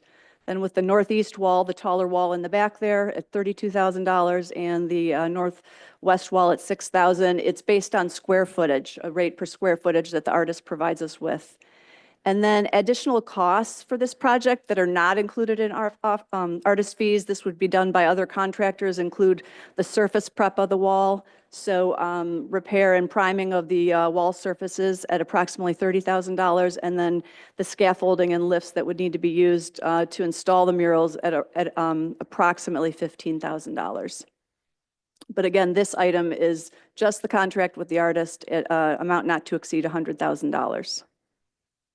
So next steps in this project, pending board approval, NOACA would undertake the required design review and planning commission approval process with the city of Cleveland. And then we would enter into a contract with artist Elizabeth Ehrenholt. The desired start date of the project is June 2025, when the weather becomes a little more friendly for something like this. So again, to recap the action being requested, recommend this item to the Executive Committee for placement on the March 2025 Board of Directors agenda. That would authorize the Executive Director to enter into a contract with Elizabeth Ehrenholt in an amount not to exceed $100,000 to install murals on the NOACA office building. Okay, can I entertain a motion to approve? I'll make that motion. Very good. Any discussion? So the start date is going to be in June. And that is for the priming of the wall. And then at what point will she start? Immediately after the priming, with scaffolding up? So you'll put scaffolding That's up the in May intention, and, yes. okay, yeah, completion date? I don't have a specific timeline yet from the artist, but I think it's about a couple months' time on the project. Conrad? I guess I have an issue with the optics of this in a time where local governments are, you know, getting killed on prices of projects and we're having a hard time meeting budgets. I have a hard time with the optics of people seeing that we're decorating a building. I just, you know, I purposely went down Rockwell on the way here this morning. I didn't pass one person. I sat there and waited. There wasn't one person. So why are we painting a back of a building? I understand maybe the side of the building, but just I could not support this project based on painting a back of the building where I think the traffic volume, there's not a lot of people there. And especially in a time where local governments are struggling to pay fees, what the optics are gonna look that we're spending on money on projects like this. Is this grant money that's gonna be funding this? Or does it come out of our general fund? Comes out of our general fund. And is that who decided on the type of mural, and that was all decided by 4 NOACA board member or 4 staff members of the, It was the regular procurement process, yes. okay. All right. I just think they're gonna make the appearance of the building look worse than better, being painted like that. I mean, I think the buildings look great the way they are. So, and then again, murals have a way of dating themselves. They wear out, then becomes a maintenance problem later. So then you can never restore the building back to its original condition. So I think, again, we need to be prudent with our money spent. You know, this is more $100,000, you know, 100,000 here, 100,000 there. It's gonna be more than 100,000 because you've got, it's gonna be 145,000 because you've got the other, you need to put scaffolding up and so forth. So I mean, the costs are gonna keep growing, and I understand there's a limit on it, but again, I think we can be more prudent with our money.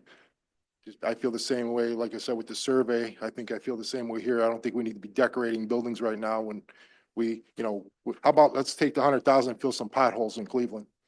So, you know, I don't ruin my car on the way here. So thank you. I did want to mention that regardless of whether or not we paint a mural, the building is due for painting. So we would still need to come back, but it would probably be about half the cost.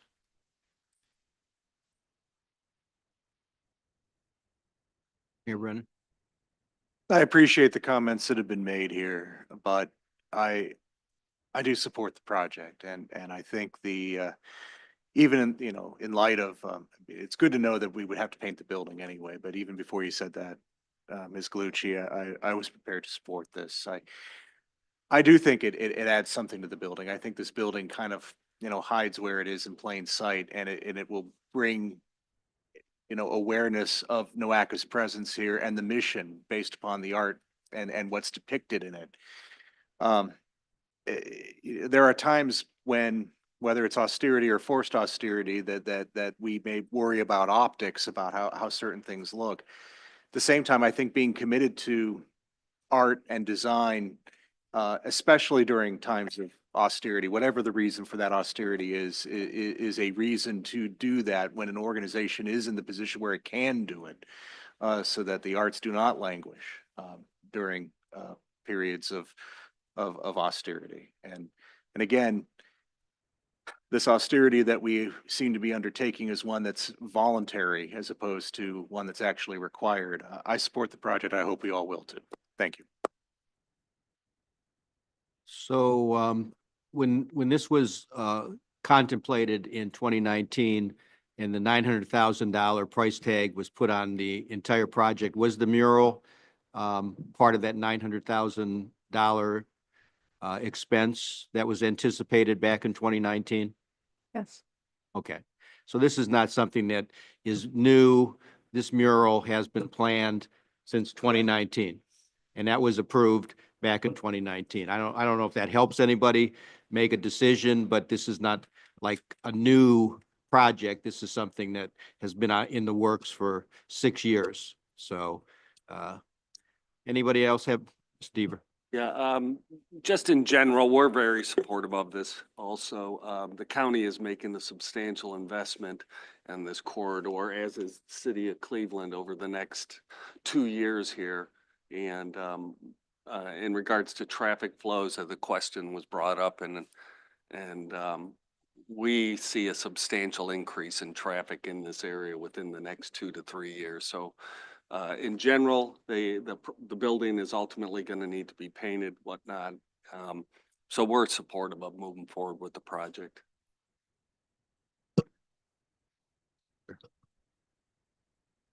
Well, I'm not an artist, so I'm going to defer that part of it, but I am an engineer. I am hearing that the building needs some painting work done. If that, I'm going to assume that this covers that need on 2 walls. Should we be considering the front of the building and any additional parts? It sounds like we've already done the roof. Should we complete the project in one fell swoop here, or? That is what we're doing. That's why we went from 1 wall to 3 walls. The front is all brick that is not painted. So this would cover all of the building that is painted, except for the piece that we already painted as part of the project, which is right below us. Okay, I just want to make sure we had a comprehensive great plan to point. take care of the building. Excellent Thank you. point. That would be not a good thing to have left off a wall. John? When you look at the funding in Lorraine County of all the different entities, the townships, all the way to the cities who funds NOACA, I think of all those who would sit there and think, I don't think this is a good expense to make. I think they would like to paint the building and maintain the building. I think that's what they would think they would like to do.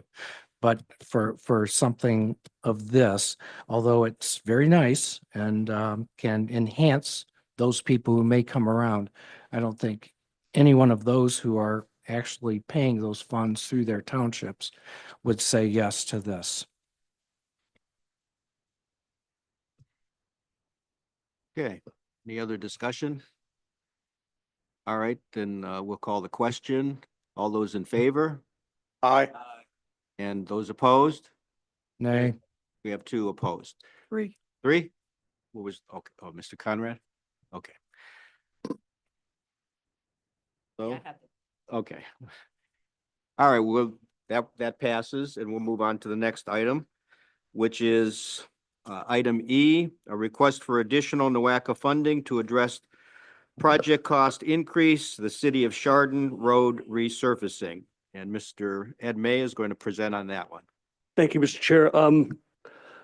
I just wanted to let this group know that the city engineer, or the city of Chardon, the city engineer and the city manager contacted me this morning and requested that this request be pulled from the agenda. Very good. Do we need a motion to pull it from the agenda?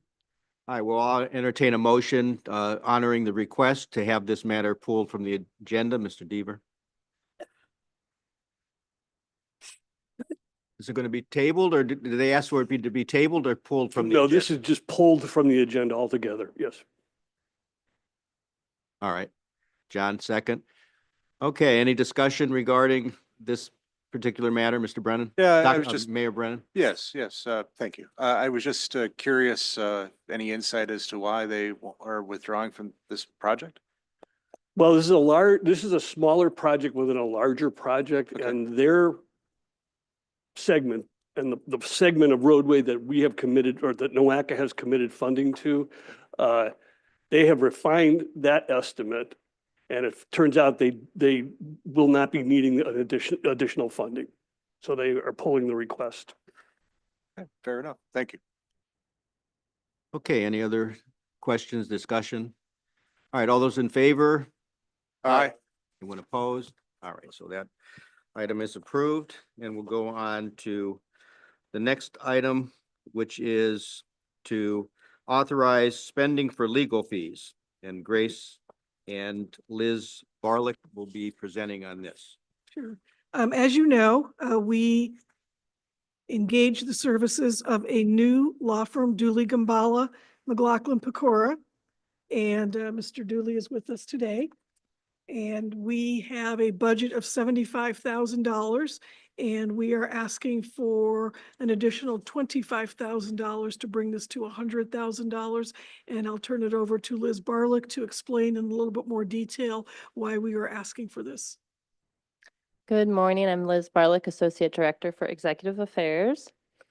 The action we're requesting from you all today is to recommend this item to the Executive Committee for placement on the March 2025 Board of Directors agenda, and that would be to authorize spending authority for legal fees of up to $100,000 for the state fiscal year 2025. There's no prior action for this item. So by way of background, as Director Galucci mentioned, in October 2024, NOACA entered into an engagement with Dooley Gambala McLaughlin Pecora for general legal services. That was following a rigorous procurement process that included members of NOACA's executive committee. We had established a fiscal year 25 budget for legal services of $75,000. This was based on the threshold at which the executive director can authorize spending. So anything tied to ORC, anything the $75,000 or less, the executive director can act on. Anything above that, we do require board action. Past legal fees, which were mostly around $50,000 last year, did exceed $75,000. And also an assumption that a new firm would take some time to acclimate to agency business. We wanted to make sure we had some room for that to happen. We've received a quarter's worth of invoices from Dooley Gambala so far, and based on those, we project that the legal fees will exceed the budget and the $75,000 approval threshold. Therefore, we need board action for additional spending. So the financial impact would be an increase of $25,000, totaling $100,000 in legal fees for fiscal year 2025. So pending board approval, we will obviously make those payments as necessary and also work with Dooley Gambala to identify any opportunities for cost savings. To repeat, we are asking that the Finance and Audit Committee recommend this item to the Executive Committee for placement on the March 2025 Board of Directors agenda, which would authorize spending authority for legal fees of up to $100,000 for fiscal year 2025. Okay, I'll entertain a motion to approve. Mr. Conrad, Second. second, Mayor. Okay, any discussion regarding this particular item? No discussion? All right, I'll call the question. All in favor? Aye. Anyone opposed? All right, that matter is approved. Go on to the next item, which I believe is just a presentation for discussion items. We have future action. My understanding is there is none. And then we have information regarding the second quarter SFY 2025 capital programs performance measures. Sarah White is going to be presenting on that.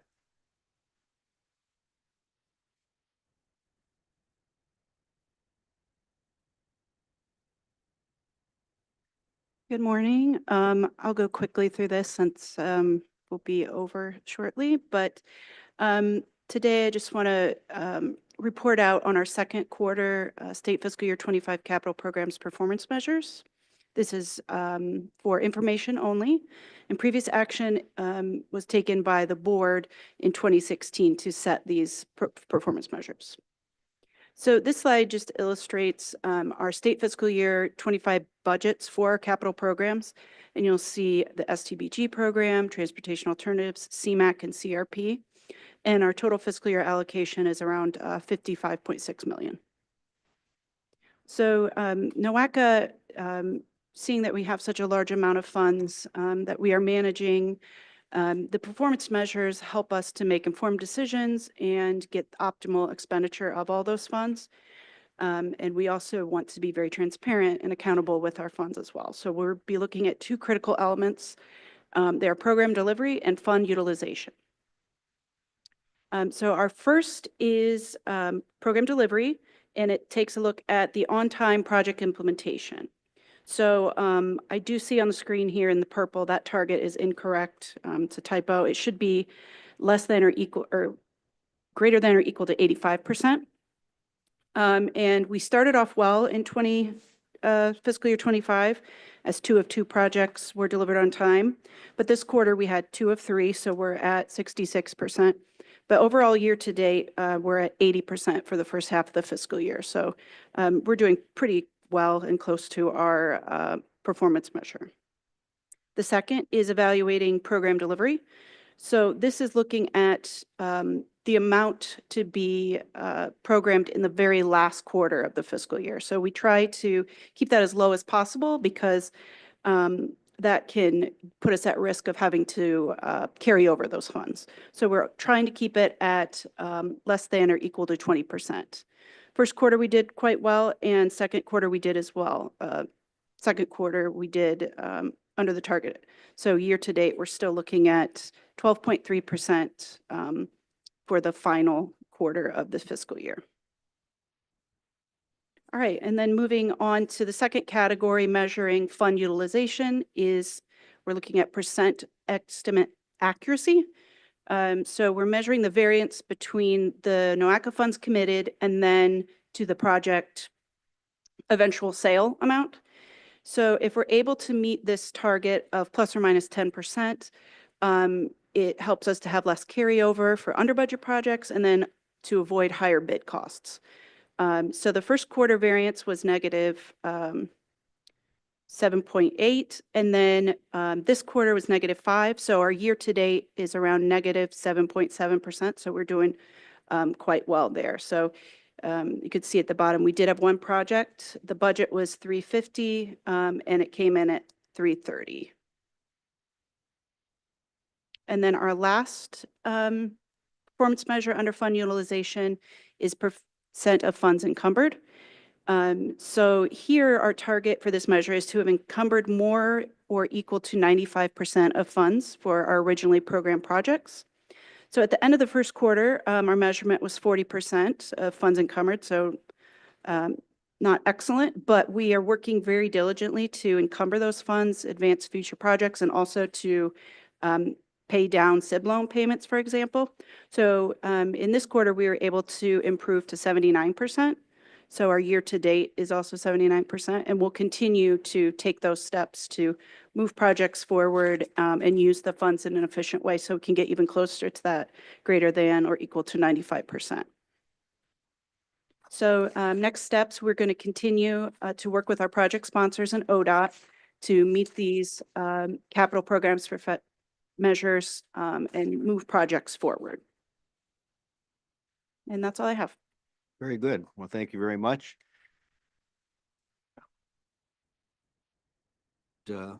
Next item is reports and updates, financial report, and the Brownfield Revolving Loan Fund quarterly report. I would ask that you look into your packets and review those reports.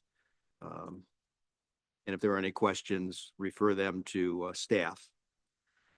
So, is there any old business that we should be addressing? All right, then is there any new business that anyone would like to address at today's meeting? Well, then I'll entertain a motion to adjourn. Second, Second. all in favor? Aye. All right, we are adjourned. Thank Good you very work, much, Mayor. everyone.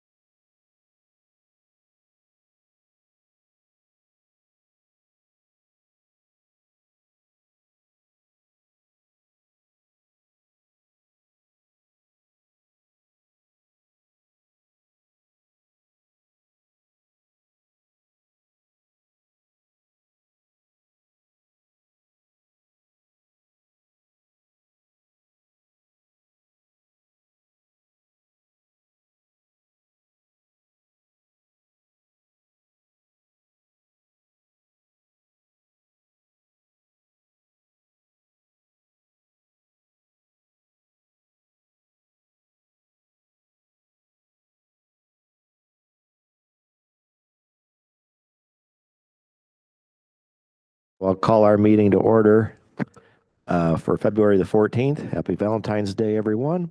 And let us take a moment to recite the Pledge of Allegiance.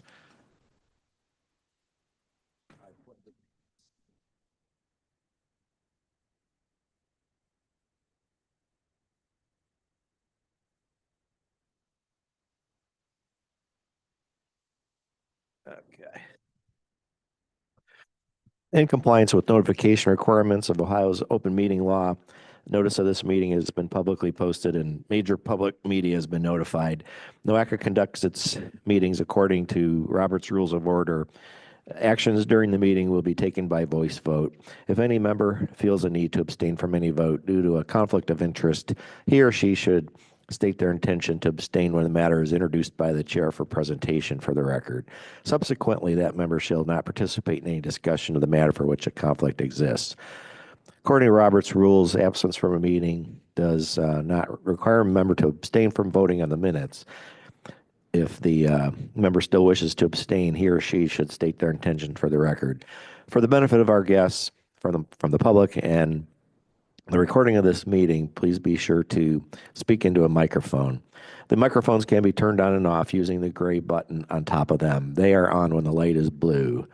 I would like to, well, I know both individuals aren't here this morning, but I'd still like to welcome Lake County Commissioner Morris W. Beveridge III and Geauga County Commissioner Carolyn Brakey to the Governance Committee. And I'm sure we'll catch them multiple times this year.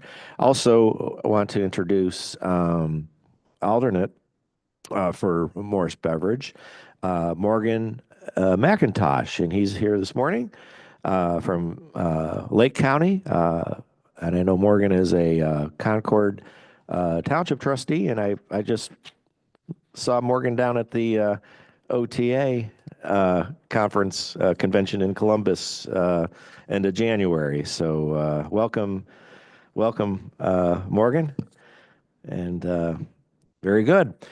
Okay, minutes from our last governance committee meeting. We'll consider those for approval. Minutes from our November 8th, 2024 meeting. Can I have a motion to approve? Thank you, John. Second. All right, we have a second. Bonnie, any discussion on the minutes from last November? All right, if not, then all those in favor, please say aye. Aye. Anyone opposed? Okay, and the minutes are approved. All right. Public comment on any of the agenda items. Has anyone signed in to speak today? No? All right, Brenda says no. All right, then we'll move on to the Executive Director's report. Grace, do you have anything for us today? I do not. Okay. All right, we're going to move right along here. All right, action items. We'll start off with the calendar year 2025 governance committee focus areas, and turn it over to Mr. Ronnie Blackshear. Thank you, Mr. Chairman. For the record, Ronnie Blackshear, NOACA staff. This is the calendar year 2025 governance committee focus areas. The action requested is the approval of the calendar year 2025 focus areas, and previous action was the approval of the 2024 committee focus areas. The committee charter defines the purpose. The committee charter was adopted in 2014. The charter defines the purpose, goals, activities, organization and structure, membership, reporting, relationship, meetings, and staffing. The purpose is to oversee the code of regulations and evaluate and make recommendations regarding the board's comments. Goals is to ensure the orderly transition of new board officers each year, ensure the new members become familiar with the mission, mandates, and responsibilities of the agency, enabling them to serve effectively. Ensure the board members are adequately involved in decision-making. Ensure that any known or potential conflicts of interest are identified and avoided. Ensure that the code of regulations remain an effective set of bylaws that benefits the agency and the region. As far as the activities, it nominates officers of the board of directors for the upcoming year and conducts the election of those officers, creates and implements an orientation program for new directors, monitors the procedure by which directors annually identify and report conflicts of interest, reviews and recommends proposed revisions to the code of regulations as necessary. The 2024 focus areas were to review and possible revision of the NOACA Code of Regulations for language and administrative consistency. That's an ongoing status in 24. Code of Regulations Board appointment process, which is also ongoing. Economic Development Subcommittee was an ongoing process. Review the orientation process for new board members and peer analysis. The review of the onboarding process and the review of the standing committees, their purpose and duties. All three of those were new status focus areas for 24. As far as the accomplishments, the committee reviewed the orientation onboarding processes for board members. There's a continued refinement of both processes and to implement them. Also, discussions ensued to address committee and council attendance and member engagement, and we're continuing with that process. As for the potential 2025 focus areas, the review and possible revision of the NOACA Code of Regulations for language and administrative consistency and the Code of Regulations board appointment process from the previous 24 focus areas are ongoing for 25. And the guide development of the virtual meeting policy that was enacted by the state. That's a new status, and you'll get a briefing on that later on in this meeting.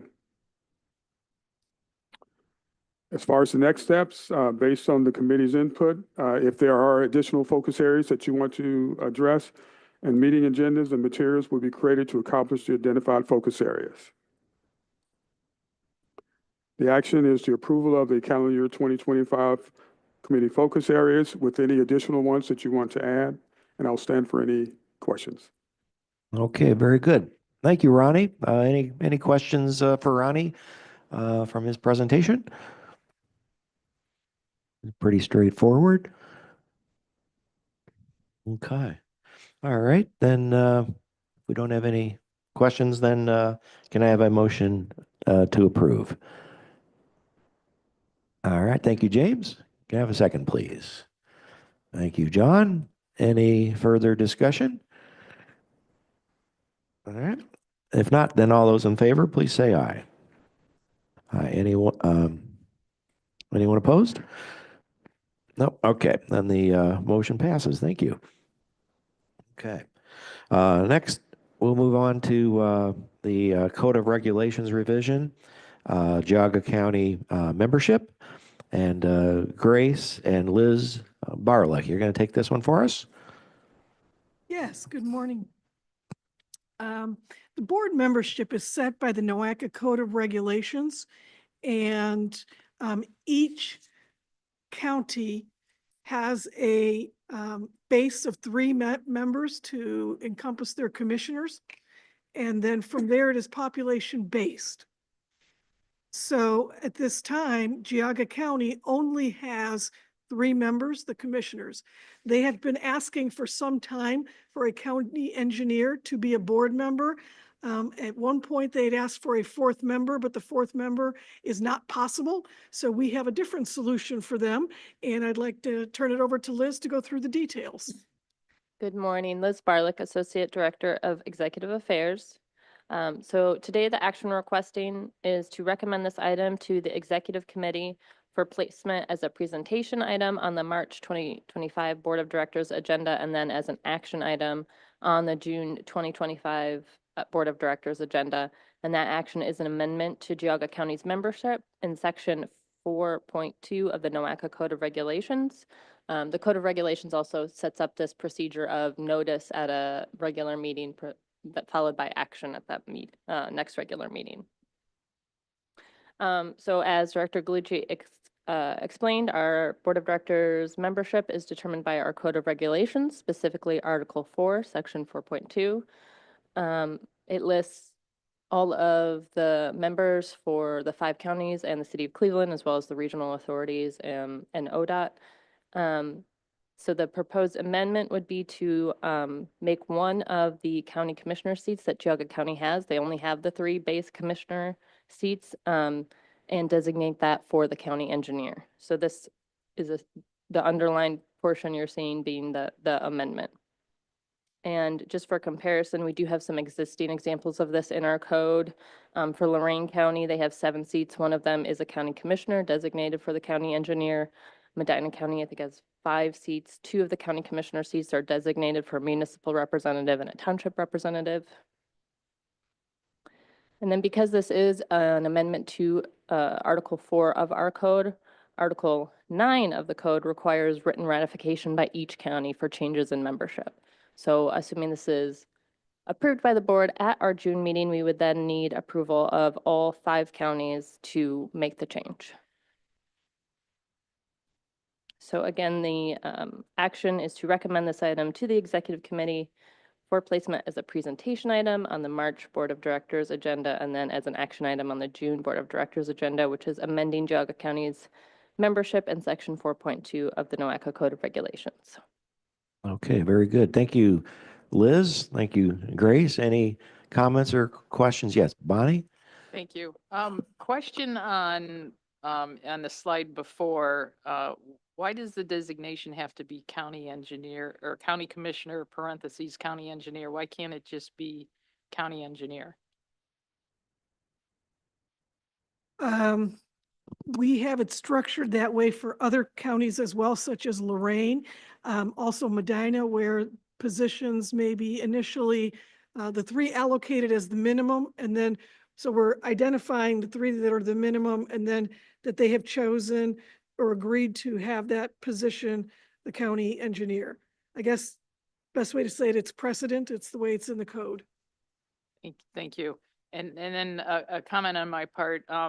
I appreciate this change, particularly as an engineer. I think it's important that you have technical people as part of this board, and I appreciate the fact that Geauga County is trying to add the technical level. You know, this board is very interesting because it consists of, you know, elected officials plus technical people. So I appreciate this change, and we'll be supportive of it. Very good. Thank you, Bonnie. James, did you have a comment? Yes, Geauga County is a little over 96,000 people. And a number of years ago, there was a couple people that wanted Geauga County to have more than 3 votes.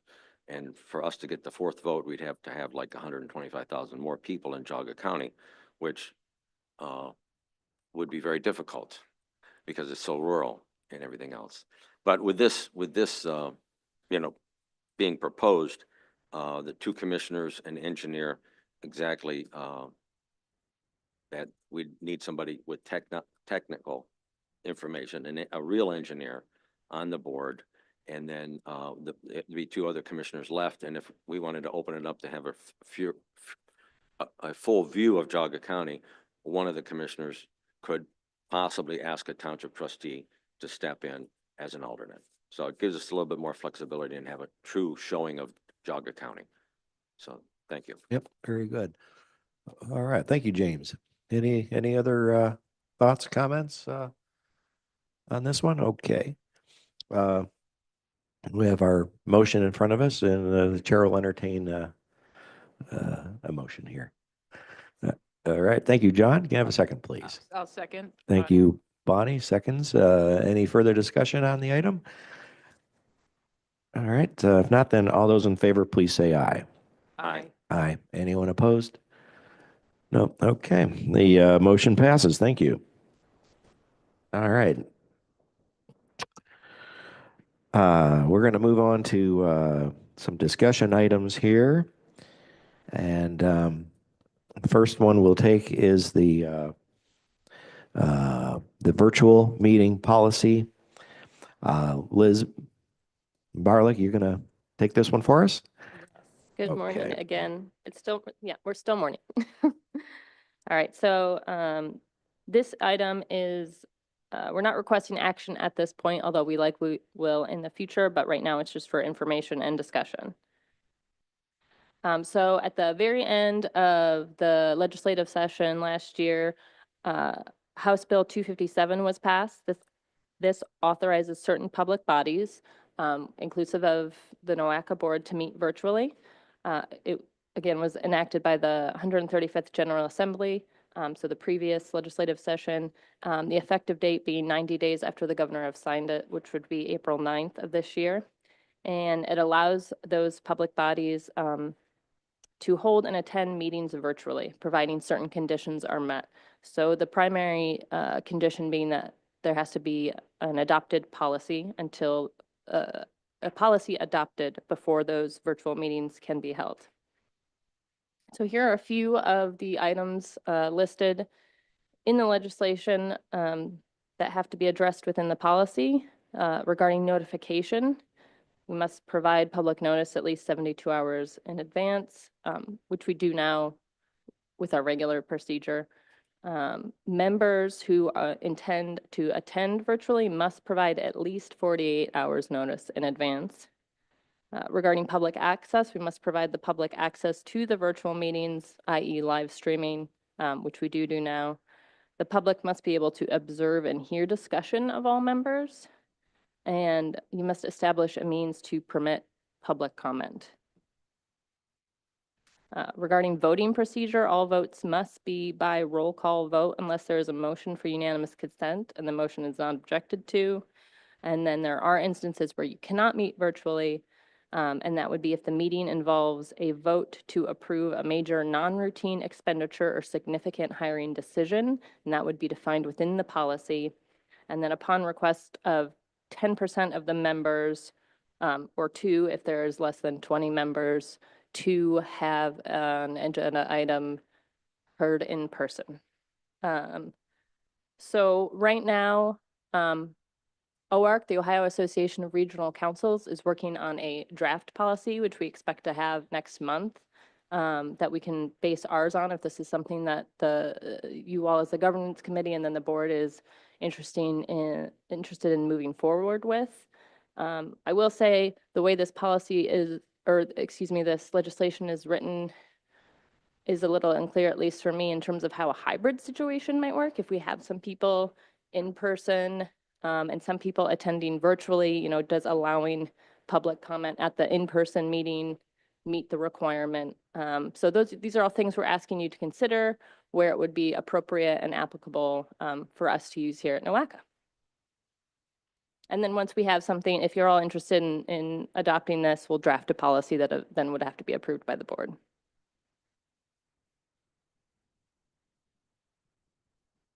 Any discussion? Oh, very good. All right. Thanks, Liz. Yeah. Any thoughts on Liz's presentation here? Questions, concerns at all? Don't have to take any action today, but Certainly no action through you, Jeff. I think with some of the committees that we have, say the smaller committees, this is really going to be a very good thing as they do that. I think they're already doing it for Brownfield, and I don't know if how's that working with that one. We do hybrid for public, or I should say, non-public meetings. So the Brownfields is not a public meeting, it's just a meeting, and it works out quite well. We have better attendance. We also do it for Vibrant Neo, which is a 501 organization that we essentially manage. We are the chair and the treasurer, and that works terrific in terms of being hybrid. Now, those do not have to meet any particular thresholds as this policy or this legislation suggests. But I would concur that this might be a really good solution for those councils that have very poor attendance, that we have been trying to increase attendance. Very good. Any other thoughts on the matter? Okay. All right, very good. All right, well, thank you. Thank you, Liz. So based on that, we Oh. will work with the Ohio Association of Regional Councils to look at the policy that is developed for the MPOs in Ohio. And we will bring that back to the governance committee next time, and we'll see how we can put it together with the specific areas of board engagement that we have, and see what we can do. Wonderful. All right, very good. Thank you, Grace. Okay, we're going to move on to HR, personnel, and organizational development subcommittee discussion. And I'd like to introduce Cuyahoga County Executive Chris Ronayne for this one. Thank you, Chair, Governor's Chair, Chair Emeritus Jeff Brandon. Good to see you. Thank you, everybody. Good to see you. And Morgan, welcome. I'm glad to catch up with you on this. My timing is good, I guess. Coming right in.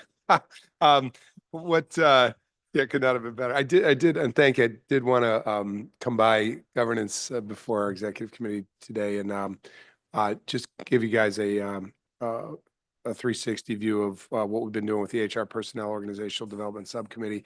And want to thank both Grace for her work with us, Liz and the team, and also Dooley Gambala. Thank you guys. Been very helpful getting us to where we are.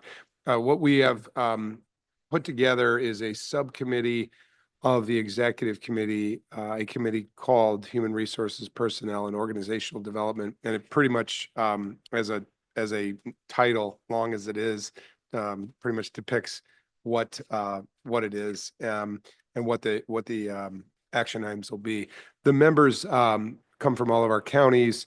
They include, and our executive committee members are intentionally not the members, except I think for myself, maybe as an ex officio, because they're advisory to the executive committee, even though some of you said as alternates on the executive committee. But so the names are Katie Taylor from Geauga County Engineers Office, yours truly, Rich Regovich, Commissioner of Lake County, Aaron Harrison, Commissioner of Medina County, John Gall, Administrative Assistant for Commissioner Riddell, Lorraine County, Kyle Dreyfus Wells, CEO of the Northeast Ohio Sewer District, India Birdsong Terry, General Manager of GCRTA, and Matt Castelli, who's our chairperson. He's the mayor of Middleburg Heights here in Cuyahoga County and has a professional HR experience just in his professional employment background. So we scoped the first meeting and had the first meeting. Again, helpful was Grace and Liz kind of going into it, and Matt and Ryan really helped us shape it together. So what the genesis, but more importantly, I think the sort of current work, we just wanted to see through the the goals, objectives, and performance measures, and create a system that really works for the chair, for Grace, for the committee. And that's kind of, we're a little bit kept playing catch up, but I think we're in a good place. What we can go deeper into it, but I think what we're trying to do is utilize the existing framework. And Chair, you've seen it for performance measures for all team. But I think for Grace, what we want to do is do this sort of 360 conversation about what are her goals and what are the competency evaluations that she wants to work from. The nuances, I think we're going to have, I don't know, 8 to 10 goals, Grace, depending on what you come up with. I think we said 10. 10. Okay, so 10 it is. Yeah, again, however that plays out, that's the spirit of it. And then on the competency evals, it'll be the same that her staff gets. So we had wanted to get this committee up and running first of the year to just attend to that right away. I think part of the additional reasons to that is the executive committee members get scattered, get busy, and get away from us, and having a driven subcommittee that can tackle this as an advisor to executive committee, all the better. It is also nice to have, again, Chair Castelli's professional HR experience, and also I think from an agency perspective, every county, but also sort of sister agencies like Sewer District and the RTA. So point one I already covered, which is to come up with the, good sort of mutually agreed to performance evaluation and measurement system, both for contract, but also for everyday, use and helping with Grace's articulation to us of what her goals are and our reception of that and our counsel on that. Second issue that we came to, and I hope, Grace, I can just bring this up about the director. Would you like me to wait? Okay. We came to a consensus that we will post for an HR director at NOACA with a line report to Grace. That would be, I think, in the development stage right now, but the team was going to work with Grace on the scoping of the HR director position, which really, I mean, very thankful to Grace on this, but brought a generalist to the table as an idea. And then I think the committee elevated it to a director level so that everything works for the organization in terms of reports and in-house. And I want to thank Matt. He gave us some early counsel that was probably the right approach. And so we're seeing that one through. But that's the second task immediately with the HR Personnel Organizational Development Committee. The third is the last part of the name of the committee, and that's organizational development. We've had a report, I think our last meeting from EO Strategies, OE, sorry about that, OE Strategies. That was a good report, and what we, I think, all kind of keep our eyes on is not putting something on the shelf and forgetting about it, but if those are the accepted strategies of the board and the CEO, let's stick to them. So we may at another time have OE Strategies specifically present to this HR Personnel Subcommittee so that we can really work with CEO and her team on organizational development. So that was kind of the genesis of it and the what the roles are. John, you're on the committee, or Grace, anything to add on that from what we talked about? That was a pretty robust first meeting. I'd have to say, we're going to be meeting every 2 weeks until things get a little more stable and then go monthly from that. But it was well-driven, a lot of input, and I think the consensus is just as you pointed out in those 3 items. And so looking forward to continuing that and seeing how that works to better this organization. Thanks, John. Grace? Yeah, I just wanted to say thank you to the executive for putting together a great roadmap and all of the committee members who are investing their time.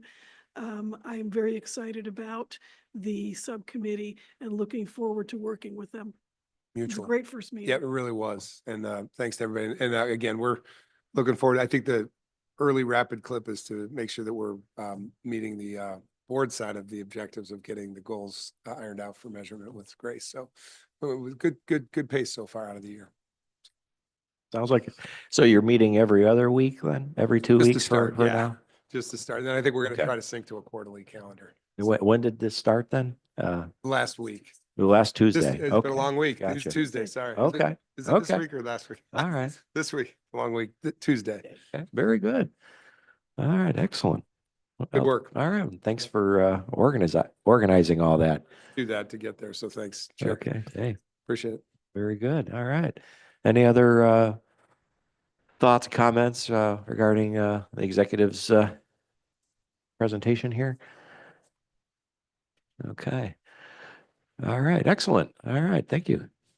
Thank you. And I also should shout out to your team. Thank you guys for all the work you're doing ongoing on this. We just think this will be additive and Yeah, helpful. we had a good meeting afterwards to get the input from the executive leadership on their desires, their needs, and particularly looking at it from a business partnership between the HR folks or person, the HR director, and themselves. Great deal.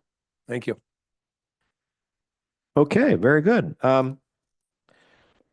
Any other reports or updates for today's governance committee meeting? No. Okay. Do we have any other old business at all? All right, we're good. How about any new business? We're good there. All right. Then with that, I'm going to adjourn today's governance committee meeting. Thanks for coming, and we'll see you at the next meeting. Thank you, everyone. Oh, sure, yeah. The next meeting will be Friday, May 9th, uh, beginning at 10 o'clock, 10 a.m. Mhm.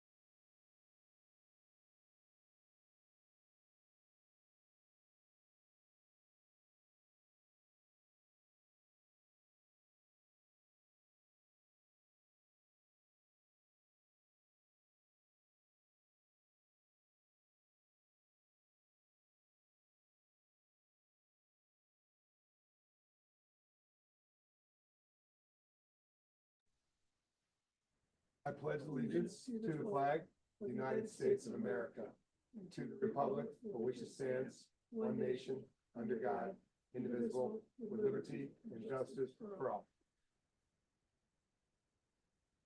Thank you. In compliance with notification requirements of Ohio's open meeting law, notice of this meeting has been publicly posted and major public media has been notified. NOACA conducts its meetings according to Robert's Rules of Order. Actions during the meeting will be taken by a voice vote.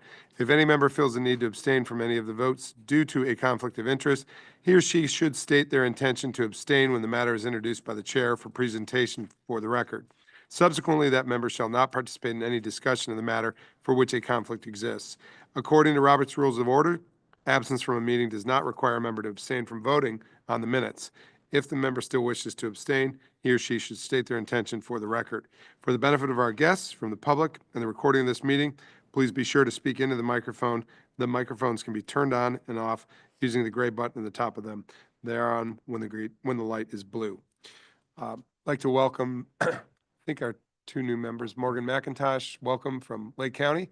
And Jim Dvorak, you've been in and out of this NOACA group, but welcome to the executive committee meeting. And everybody else, welcome. Chair, you sure you don't want the gavel back? All right. I want to say to my predecessor for all his leading executive committee meetings last year and general board meetings, thank you. And again, Happy New Year. So to get the meeting going, we will ask for a motion. First, are there any corrections or additions to the minutes of our November 8th, 2024 meeting? Any additions, any corrections, modifications? All right, can I have a motion? Thank you, Mr. Gall. Second. Bonnie. Second, thank you, Bonnie Tewin.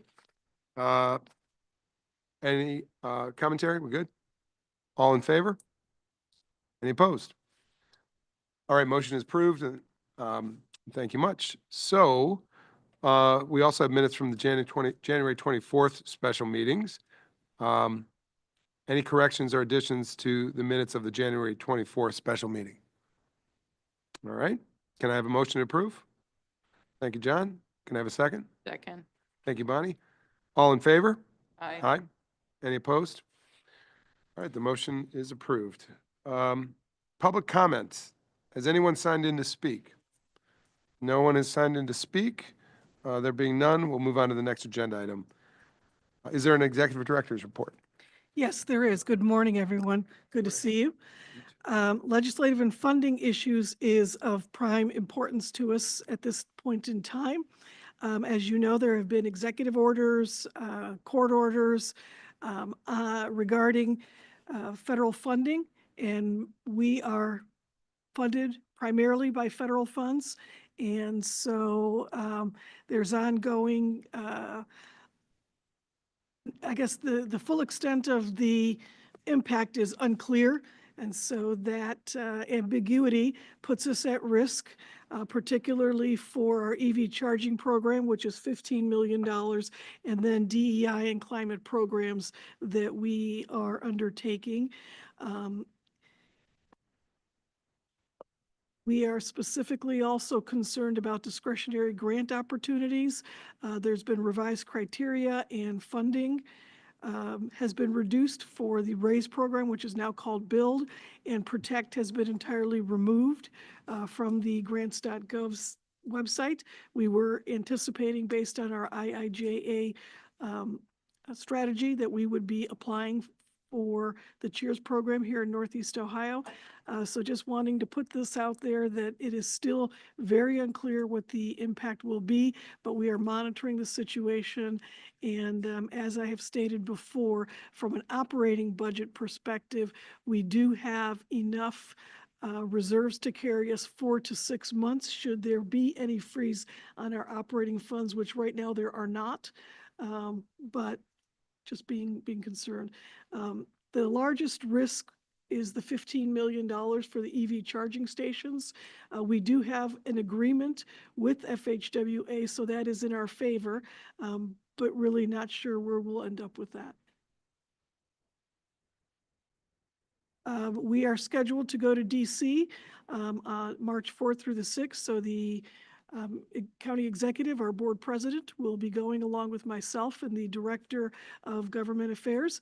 And so we will be meeting with our legislative delegation, and hopefully there'll be some clarity given to us about what's happening in Washington now relative to that federal funding that generally flows our way. Do you have any comment on that? Only, thank you, Grace, only for the geographies that you each represent, if you've got things that you think should come through NOACA lens and be communicated on your behalf from us, happy to take it in. Let us know if there's something project program pending that, I know a lot of you do your own calls to the persons you see on the screen, but if there's anything we can say on your behalf you'd like us to, just let us know in advance.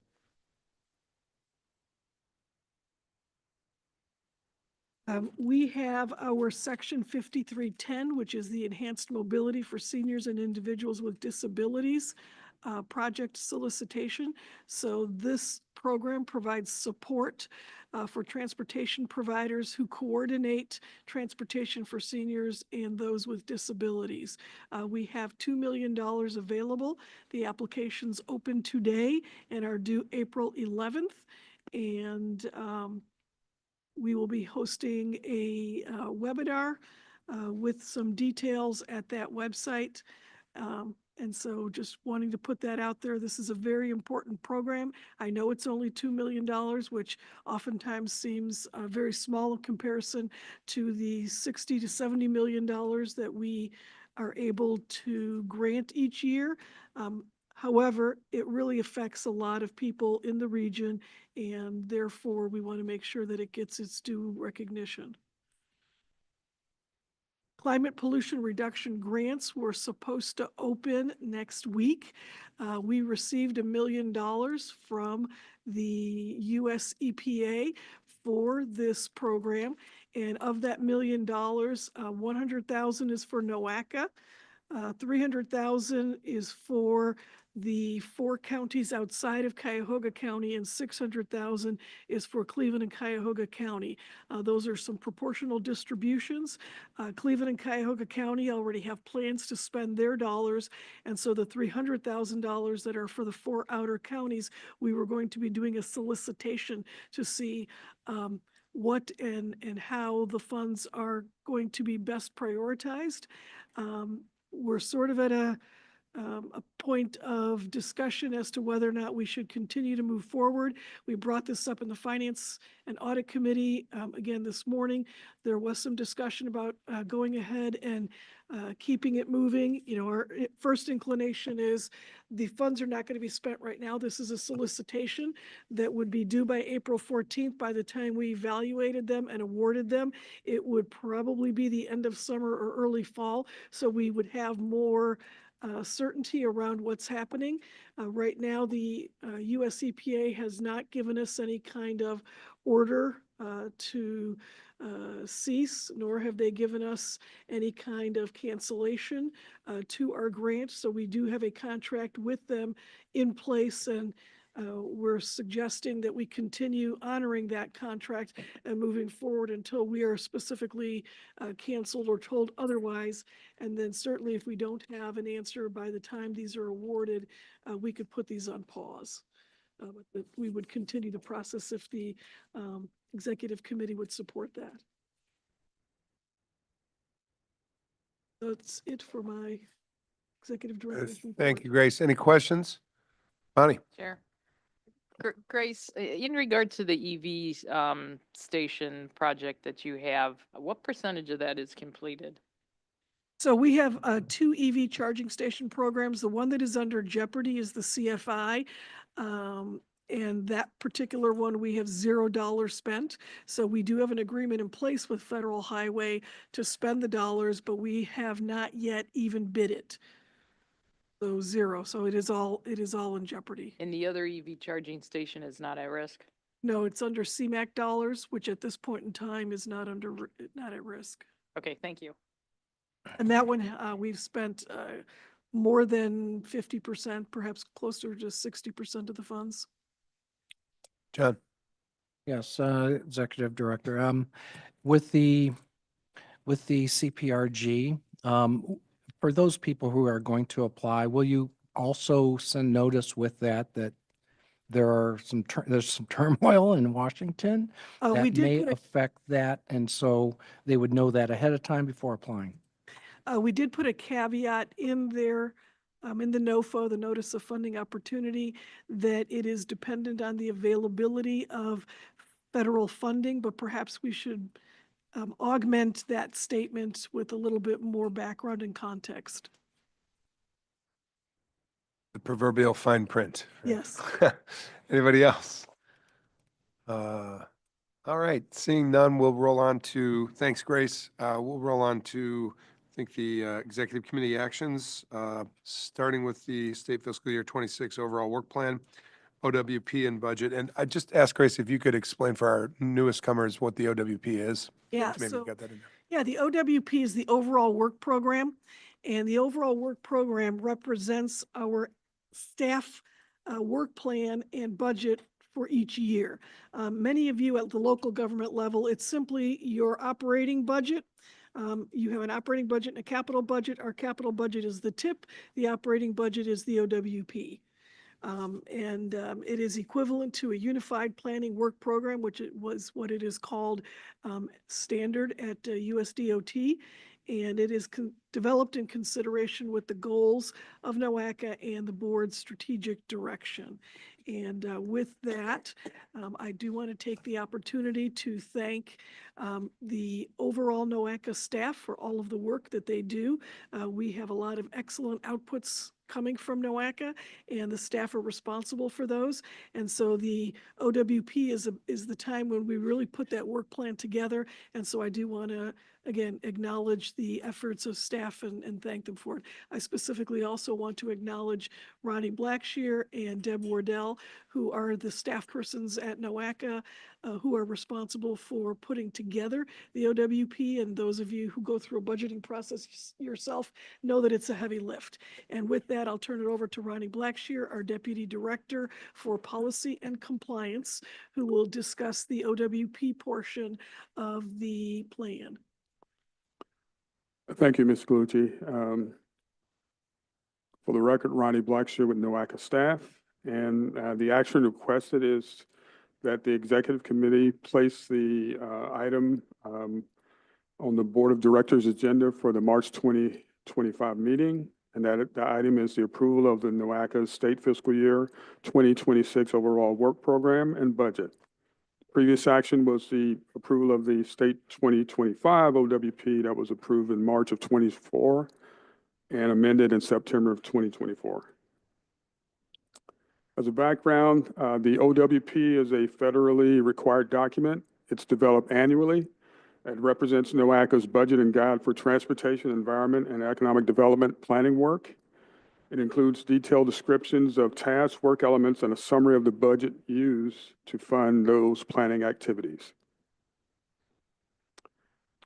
As far as how the work program is made up, it includes new initiatives, ongoing activities, the actual budget, and a framework for the long-range plan implementation.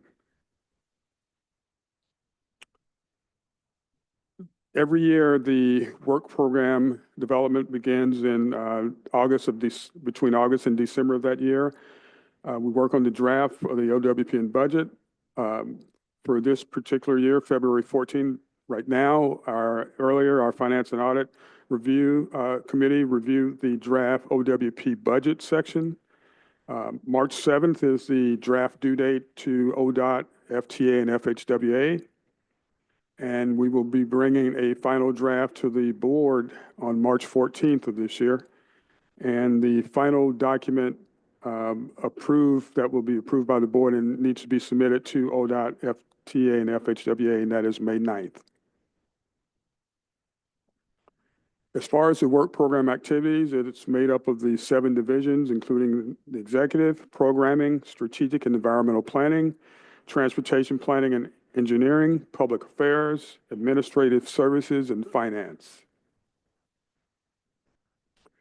For the sake of time, I will kind of go over some of these, but not mention everything, but these are some of the activities for each of the divisions.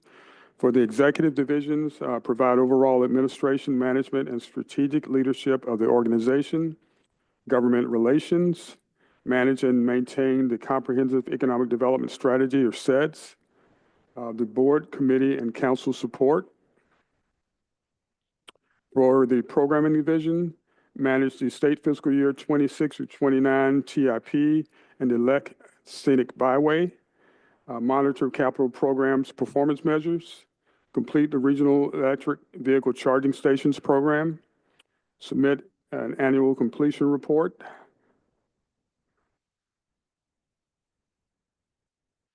for a strategic and environmental planning, prepare air quality index public forecasts, alerts, and messaging, publish annual reports and technical guides on air quality, provide technical support for air quality outreach and public education, develop of a regional climate action plan.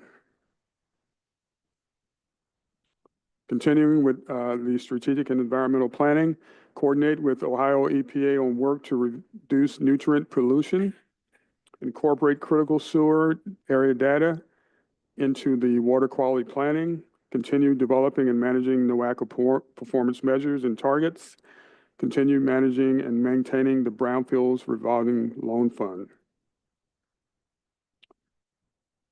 For transportation and engineering, manage implementation of the NOACA EV stations program, develop community safety reports, administer the NOACA regional safety program, provide transportation and traffic engineering technical assistance to communities, update the regional freight plan. Continuing with transportation planning and engineering under transportation modeling, provide technical assistance and analysis in response to internal and external requests utilizing NOACA's trip-based travel forecasting models, complete the household travel survey, implement annual NOACA travel forecasting model calibration and validation procedures. Under the planning section of the TPE, implement the annual bike and pedestrian manual and automatic count collection program, maintain and update NOACA's activate plans, identify and prioritize non-motorized facility investments, update the NOACA transit-oriented development plan, and bike map maintenance and bike application development. Under public affairs, develop and implement communication and marketing strategies to increase awareness, understanding, and support of NOACA's vision, mission, and goals.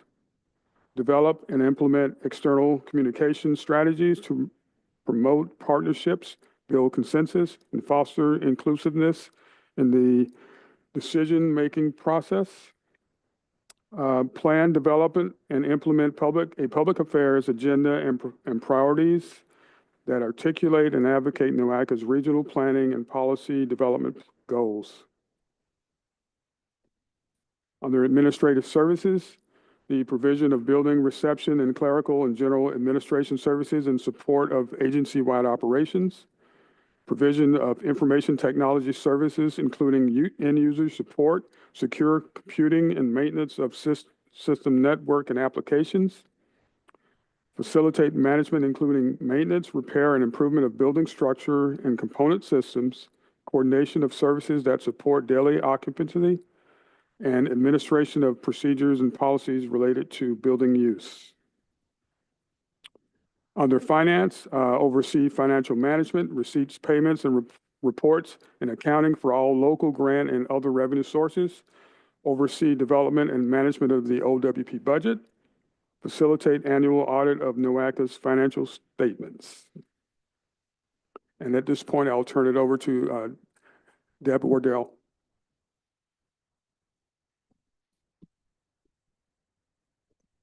Good morning. NOACA's operating budget is projected to increase by 6.1 million or 23% over fiscal year 25.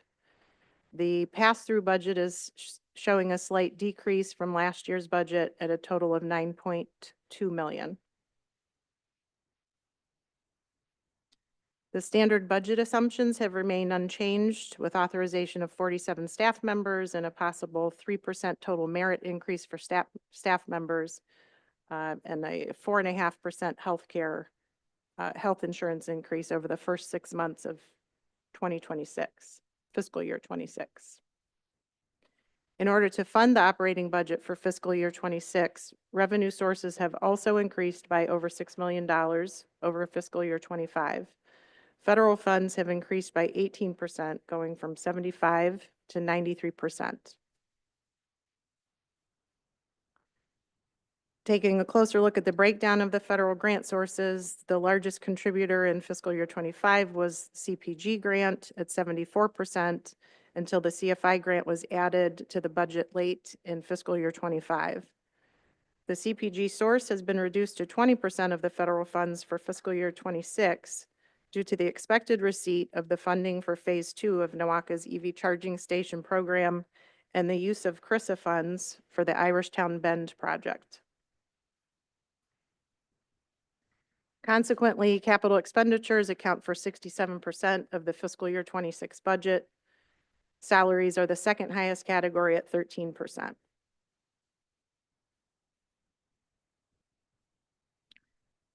While comparing actual expenditures from fiscal year 24, 25, and 26 projected, we can see several trends. Salaries and benefits have been increasing at an average rate of 18%, and that is due to increased number of staff members over the last couple of years, the average of a 7% increase in wages, and you hear a 3% potential increase, but that does not just include the merit raises. It's also the compensation study from last year, promotions, merit raises, and then healthcare cost increases. And again, here you can see the expected rise in capital expenditures, as I mentioned previously.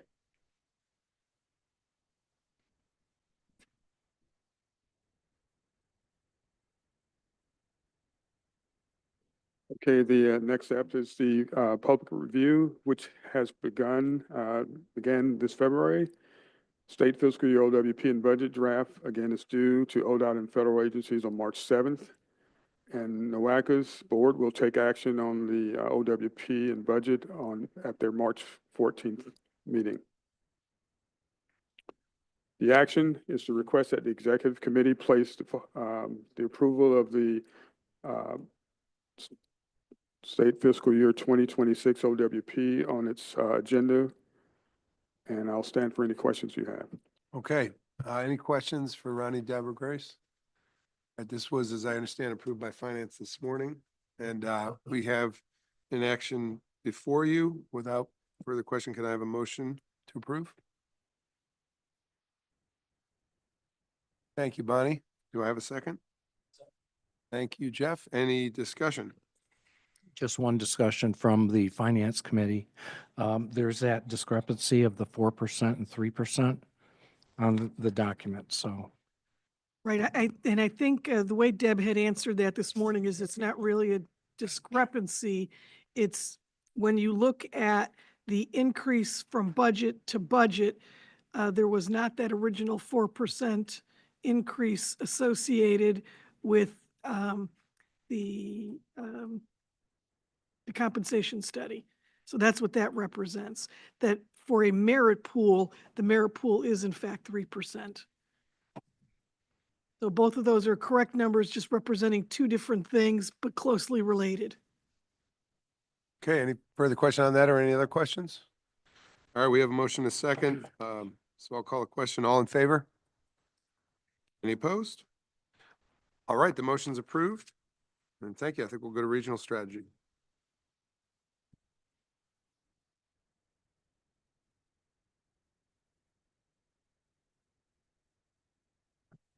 While Allison's coming up, Deb and Ronnie, good work. You gotta say it's a lot of work. And Grace.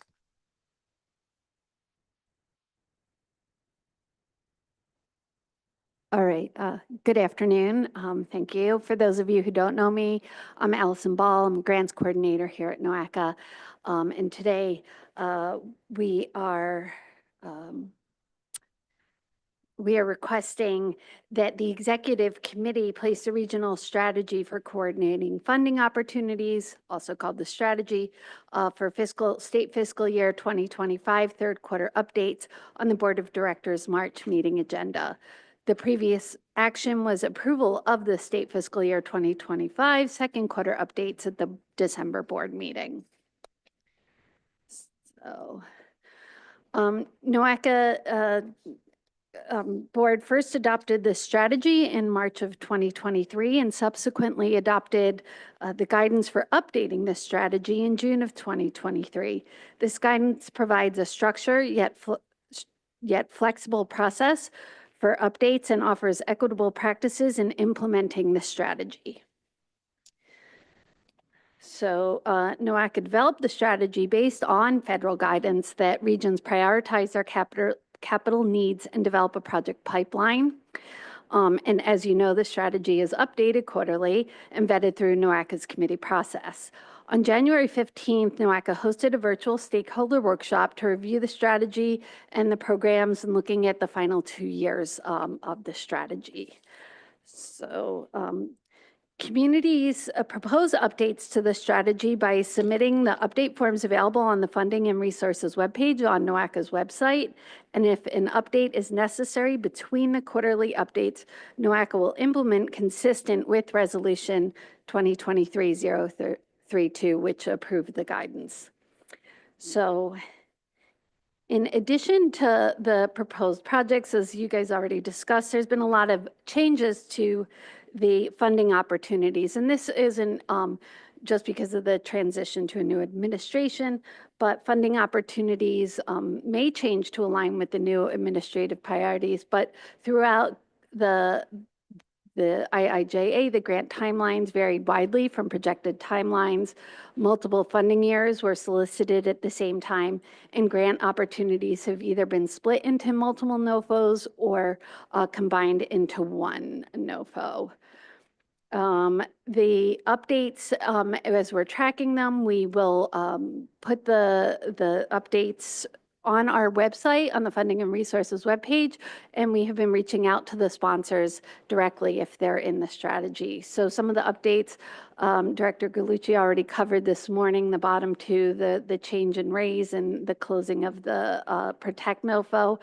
But the other thing is some of the funds such as Mega and Infra, the awards have been announced through federal year 26. So those programs do need to be reauthorized or reappropriated.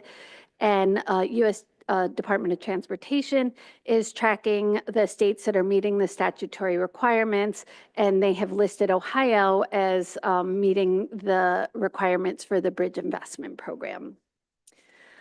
With that in mind, especially after the January 15th workshop, we received quite a few updates to the strategy. And so I'll list them, and I just listed them by the project sponsors in no particular order, just so that they all fit. The City of Bay Village submitted 3 updates to their Cahoon Memorial Park, removing it from the Brick and Protect funding programs and adding it to the Transformational Habitat Restoration and Coastal Resilience, all for 2025. The City of Cleveland Heights submitted 2 updates. One is for the City of Cleveland Heights, or Safe Streets for Cleveland Heights, and that's an implementation for Safe Streets for All in 2025. And the Heights Regional Active Transportation Plan, which is a multi-community plan, and that they added to the Active Transportation Infrastructure and Investment Program for planning in 2025 and implementation in 2026. And the City of Shaker Heights submitted the Comprehensive Safety Action Plan and Demonstration in the Safe Streets for All, and add that to planning and demonstration in 2025. What I did forget to mention is that the update tables are included in your project, your agenda packets, starting on page 28. So the City of Cleveland has quite a few updates as well. They've added the Carter Road Lift Bridge to the Bridge Investment Program in 2025. the Lee Road Complete Street Rehabilitation. They've added that for Safe Streets for All implementation in 2025. The North Coast Connector, which is now billed, formerly raised, they did submit that, and then they added the North Coast Connector to Mega and Infra to 2025. And Cleveland Smart Corridors, they've added to the SMART grant for implementation in 2025 and 26. Still more from the City of Cleveland, several changes to their Cleveland Multimodal Hub. They added that to planning and build, and they added it to the federal and state partnership rail program for 25 and 26, the pilot program for transit-oriented development for 25 and 26, CRISI for 25 and 26, and the restoration and enhancement grant for 25 and 26. And then the Cleveland Metro Parks had several updates for their Cheers program, moving it out of BRIC 24 to 2025. The build add to planning and implementation for 25 and 26. Adding Cheers, the Coastal Habitat Restoration and Resilience grants removed from 2024. The Great Lakes Restoration Grant initiative add to 25 and 26, and the Transformational Habitat Restoration and Coastal Resilience add that to 25 and 26. And then their last update was for the East Side Race Trails construction for the Active Transportation Infrastructure and Investment Program, and adding that to implementation for 25 and 26. So Cuyahoga County has 3 updates they submitted. The Hilliard Road Bridge replacement, they've added that to the bridge investment for 2025. And they moved the Detroit Superior Bridge subway level enhancements from the bridge investment program in 2025 and moved it to 2026. This did not get captured in the tables, but will be updated for the board meeting materials. But it is here in the slide program. And then their last update was for Lee Road reconstruction build. They moved it from 25 to 2026. And then Greater Cleveland RTA had a couple of changes. They were moving the Green Line projects, the line stations and the priority corridor studies. They moved it up from 26 to 25. And they removed their electric buses, low to no emissions grant altogether. And they added a project for a new garage roof at Triscuit, the facility. So on the tables in your packets, there are 2 versions of the strategy. There's a marked up version, and the italicized projects are applications that weren't submitted. And there would be a number of reasons why they weren't submitted. In some cases, the notice of funding opportunities never opened, or the project wasn't ready. Maybe the project wasn't the best match once the NOFO did come out, or there was no response from the project sponsors. But the unmarked version, it would be the final version. Again, italics are the applications not submitted, and green awarded funding. So the next steps is, of course, to follow the guidance from federal agencies, US DOT, US EPA, NOAA on existing programs and guidelines. The staff will continue to collaborate with partner communities and organizations and stakeholders to ensure project applications are submitted. We are updating the funding resources webpage regularly and just continue to update all the stakeholders for the strategy for the calendar year 25 and 26. And we request that the executive committee place the following item on the board of directors agenda for March 2025, approval of the regional strategy for coordinating funding opportunities, update 3rd quarter state fiscal year 2025. Okay, Allison, thanks for the report and keeping up with all the changes. You have a request in front of you. And based on that, can I have a motion? Thank you, John. Second. Second, thank you, Bonnie. Any discussion? Go ahead, Bonnie. I have one question. Bridge investment program large versus bridge investment program. What's the difference between the two, other than just the size? So it's the amount of funding, and Bev, do you remember? What was it? It's $100 million. I can forward that. Okay, it's just cost based. It's the cost, Okay, yes, thank more you. than, it's the amount more than the size of the bridge. Got it. Thank you. Other questions? I just have one point from Cuyahoga County. If you could work with our staff on the nomenclature of the Detroit Superior Bridge, we refer to it as the Veterans Memorial Bridge. I don't know if it's project came in with a different name, but just if you check that for us. Absolutely. Thank you. We'll update that for Thank you. the board meeting. Any other questions, comments? Okay, seeing none, I'll call the question. All in favor? All right, any opposed? All right, motion's approved. Thanks again, Allison. All right. Great. On the Board of Directors meeting of March 14th, you're going to cover? Yes. Okay. So the board meeting agenda, we have put together the items that will be placed on that agenda pending your approval. So the first item is a procurement. That's the Transportation for Economic Development Initiative, or TEDI for short, for the Arizona District. This item is to authorize the executive director to enter into a contract with American Structure Point. This item was considered by the Finance and Audit Committee last quarter in November, and then again this morning. And at the November meeting, it was tabled and then brought back today, and today it was recommended. And so this is 50 square miles located in western Cuyahoga County.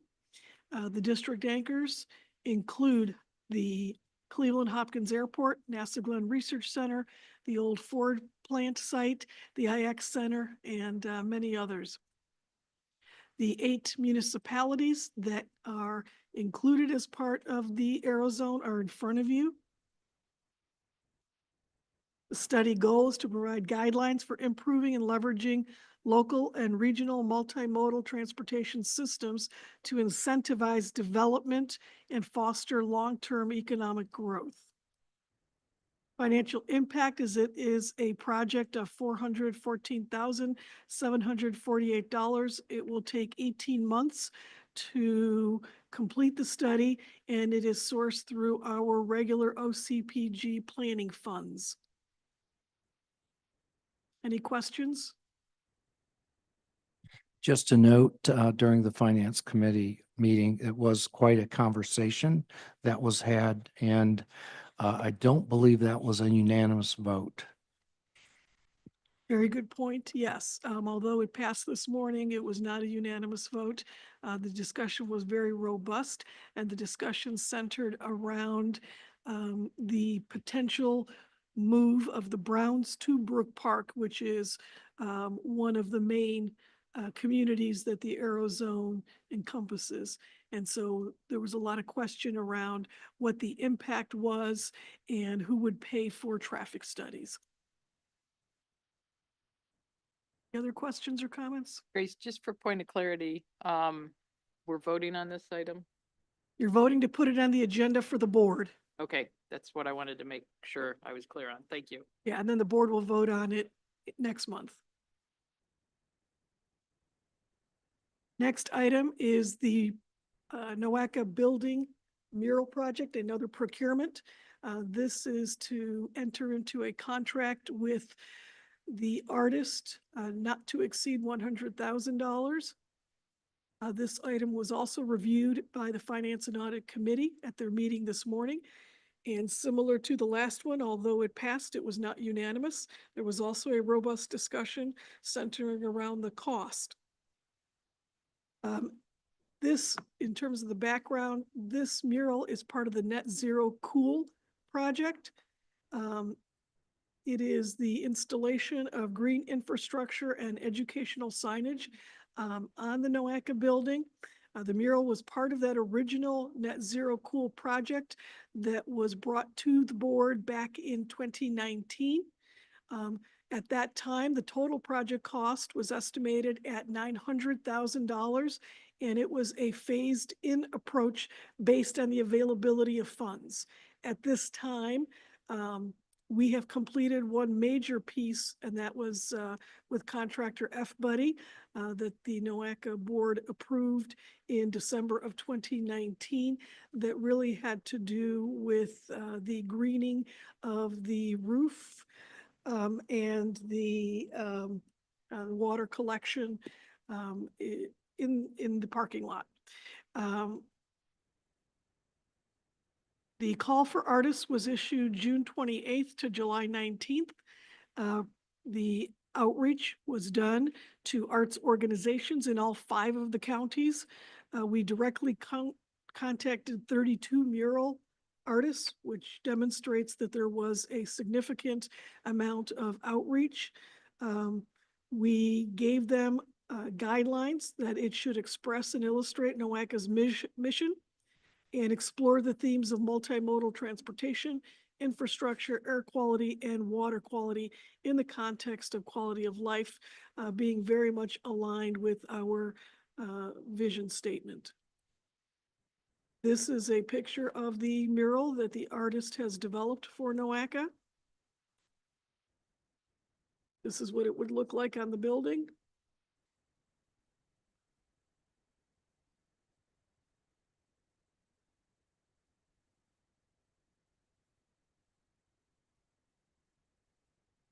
The artist installation would be a cost not to exceed $100,000. Whether or not the mural was being completed or being proposed, the building would need to be painted this time anyway. And so we would be looking at a cost that's probably half of this just to do the painting under normal circumstances. The east wall was budgeted originally at $60,000. We are proposing $62,000. The northeast wall at $32,000 and the northwest wall at $6,000. There will be additional costs that are not included in this contract, but just want to make you aware of them. And that's the surface prep for $30,000 and the scaffolding and lift equipment for $15,000. Any questions? Moving along to authorizing spending for legal fees. This also went to the board this morning, or to the Finance and Audit Committee this morning, and it's to authorize spending for legal fees up to $100,000, which is really an increase of $25,000 over the current budget of $75,000. As you may recall, we have a new legal counsel, Dooley Gambala McLaughlin Pecora. Mr. Dooley is with us today, and their invoices for the first quarter have been higher than anticipated, mostly because they had to catch up on some previous work that had not been done because there was a gap in legal services, as well as just the learning curve for the organization. And so looking for that increase, the Finance and Audit Committee did recommend that. And we also concurred with DGMP to identify cost-saving opportunities. So essentially, these cost increases, kind of dealing with them in a two-prong approach. One is to put more money in the contract, and then the other is to identify those cost-saving opportunities. Any questions?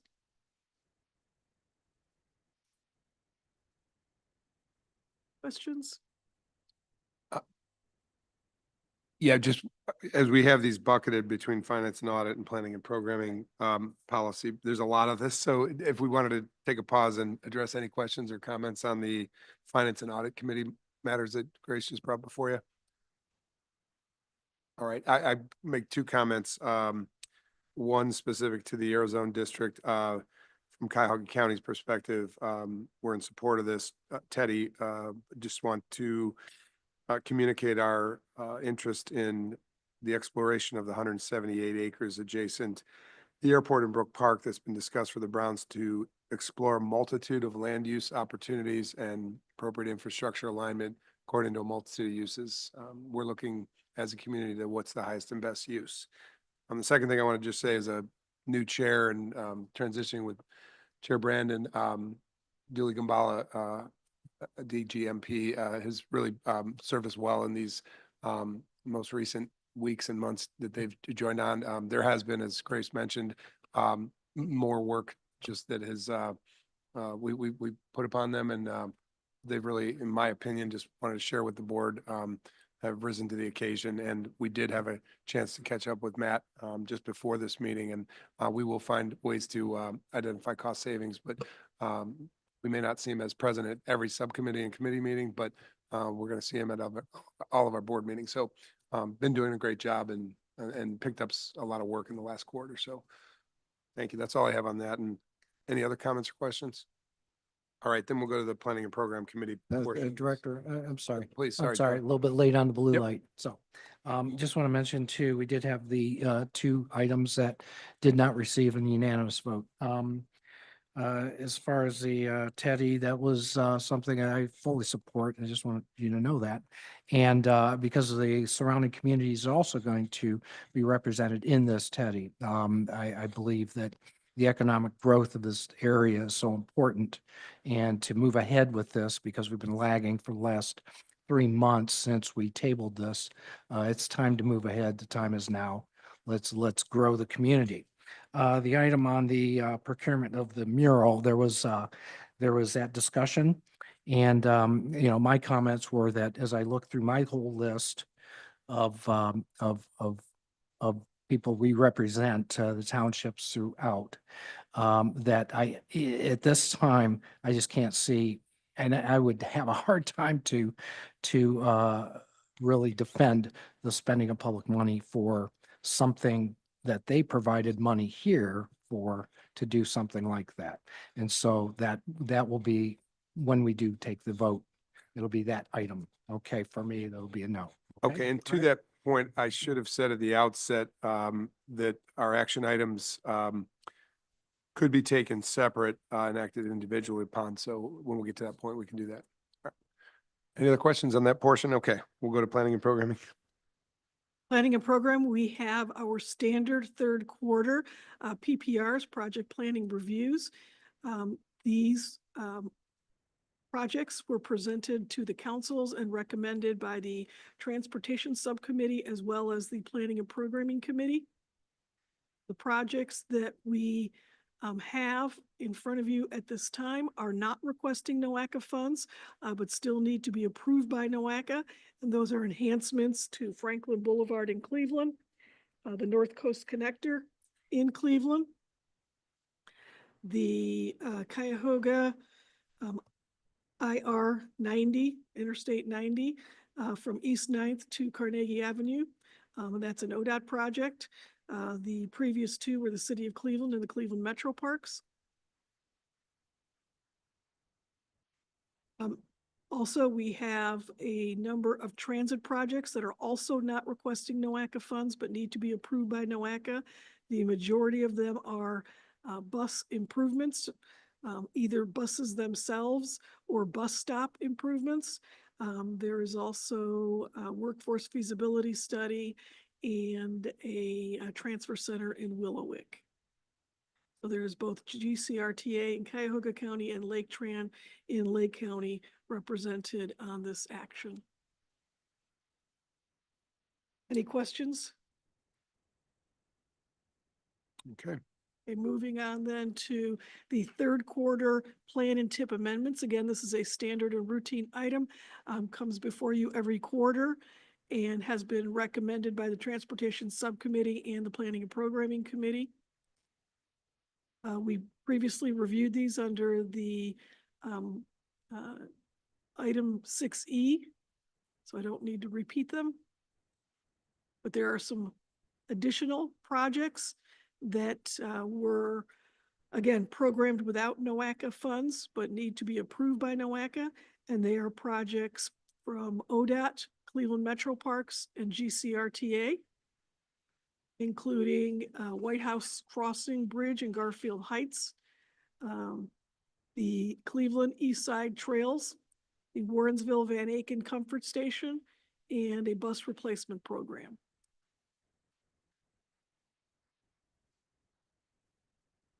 Any questions?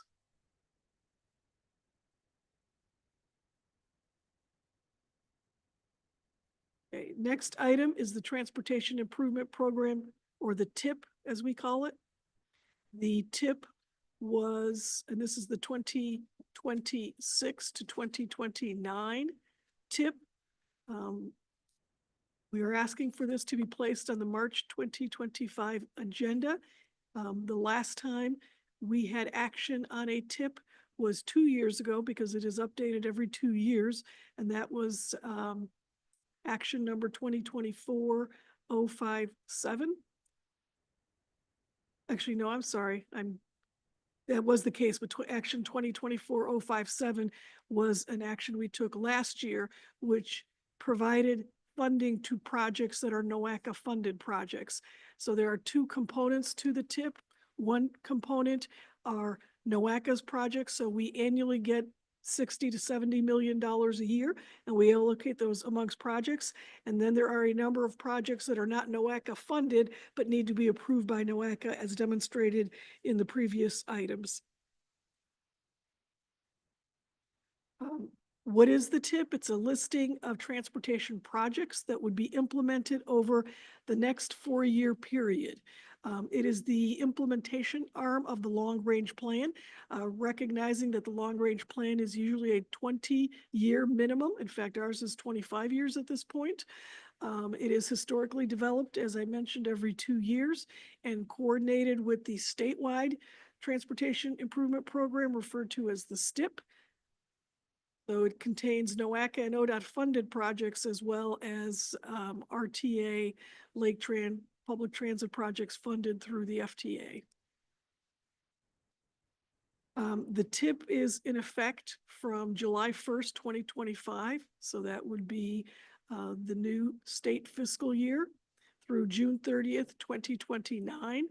The funds that are included from NOACA, the NOACA administered funding programs are Surface Transportation Block Grant, Transportation Alternatives, Carbon Reduction Program, and CMAQ, the Congestion Mitigation Air Quality dollars.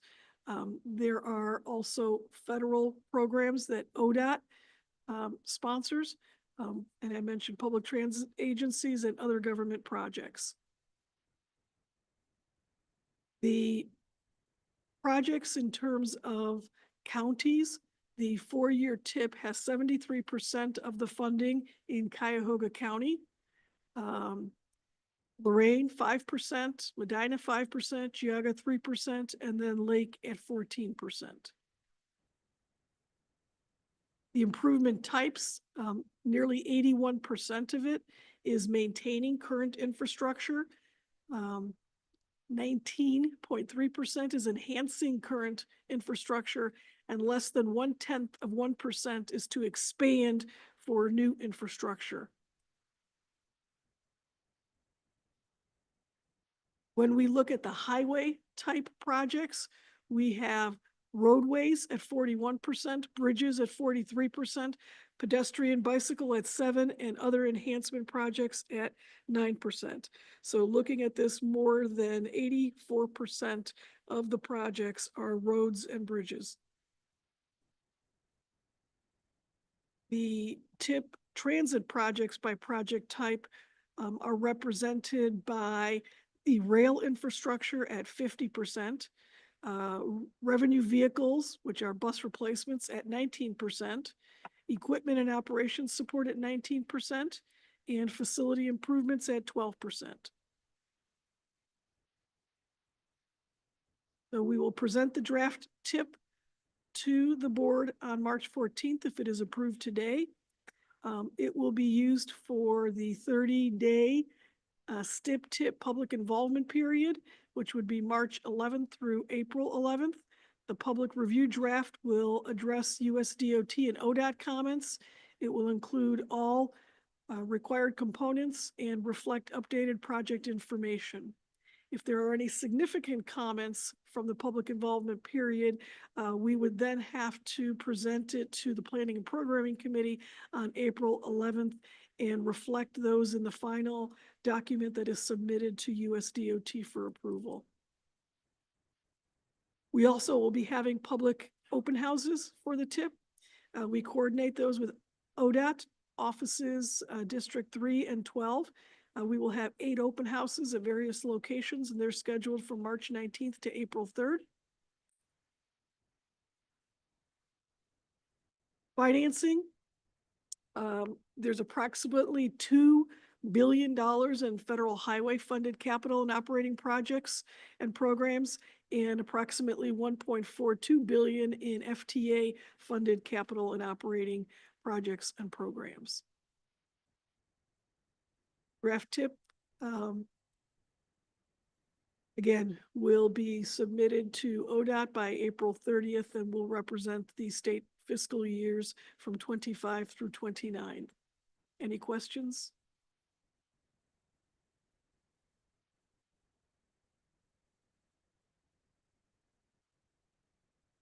Next then is the TLCI, or Transportation for Livable Communities Initiative Program Recommendations. This is an annual program, and it has been recommended by the Planning and Programming Committee, as well as was presented to the Transportation Air Quality subcommittees and the Transit Council, Bicycle Pedestrian Council, and Safety and Operations. The purpose of TLCI is to improve livability in Northeast Ohio. The project funding that is available for this program is $2.4 million. It's an annual $2 million plus about $400,000 in carryover funds. The application round opened August 16th, closed October 9th. We are presenting to you the results of the evaluation of 16 requests. Those 16 requests result in 6 projects that are in front of you for the cities of Cleveland Heights and East Cleveland for Taylor Road, elevating Euclid Green pedestrian improvements for Cleveland, Lee Road Complete Street Project for Shaker Heights in Cuyahoga County, and Euclid Heritage Trail for Euclid, Oakwood Connector, South Lorraine Liberty Trail for Lorraine, and Stafford Park Connectivity Project for Maple Heights. Any questions? Any questions? I have one. It's as far as the carryover dollars, are those to your understanding secure? Have we already received them, or are we waiting? So they are funds that have been provided to us by formula. They don't actually give us the money. We have to spend money first and then reimbursed. And that's done through ODOT for these capital projects. We don't think these are in jeopardy because they are part of formula funds under routine programs. So we don't have much concern for these kinds of projects as we do for the discretionary ones like the CFI EV charging grant. Thanks. Anybody else? Good. Yep. More than halfway here. Okay, Lorraine County and the Northeast Ohio Regional Sewer District Southwest FPA boundary and prescription modification request. This is for South Marks Road in Columbia Township. And it is to modify the FPA by transferring 3 parcels or 50 acres to the sewer district, and change the prescription from limited sewers expected within 20 years to sewers expected within 20 years.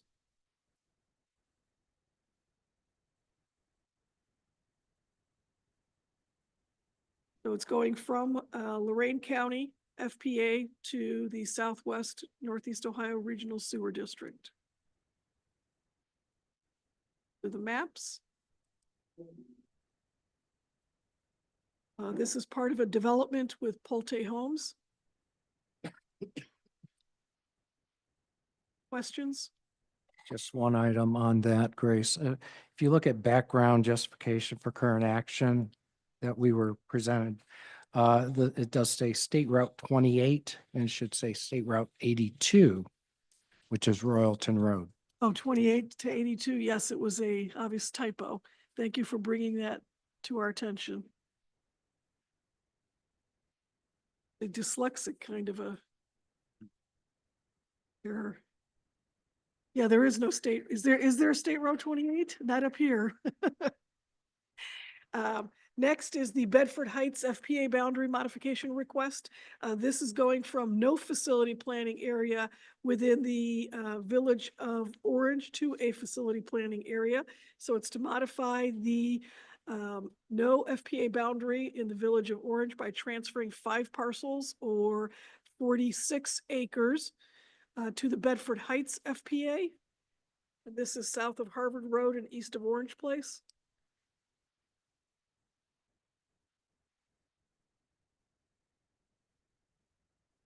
So this will allow gravity sewer extension into the currently no FPA area.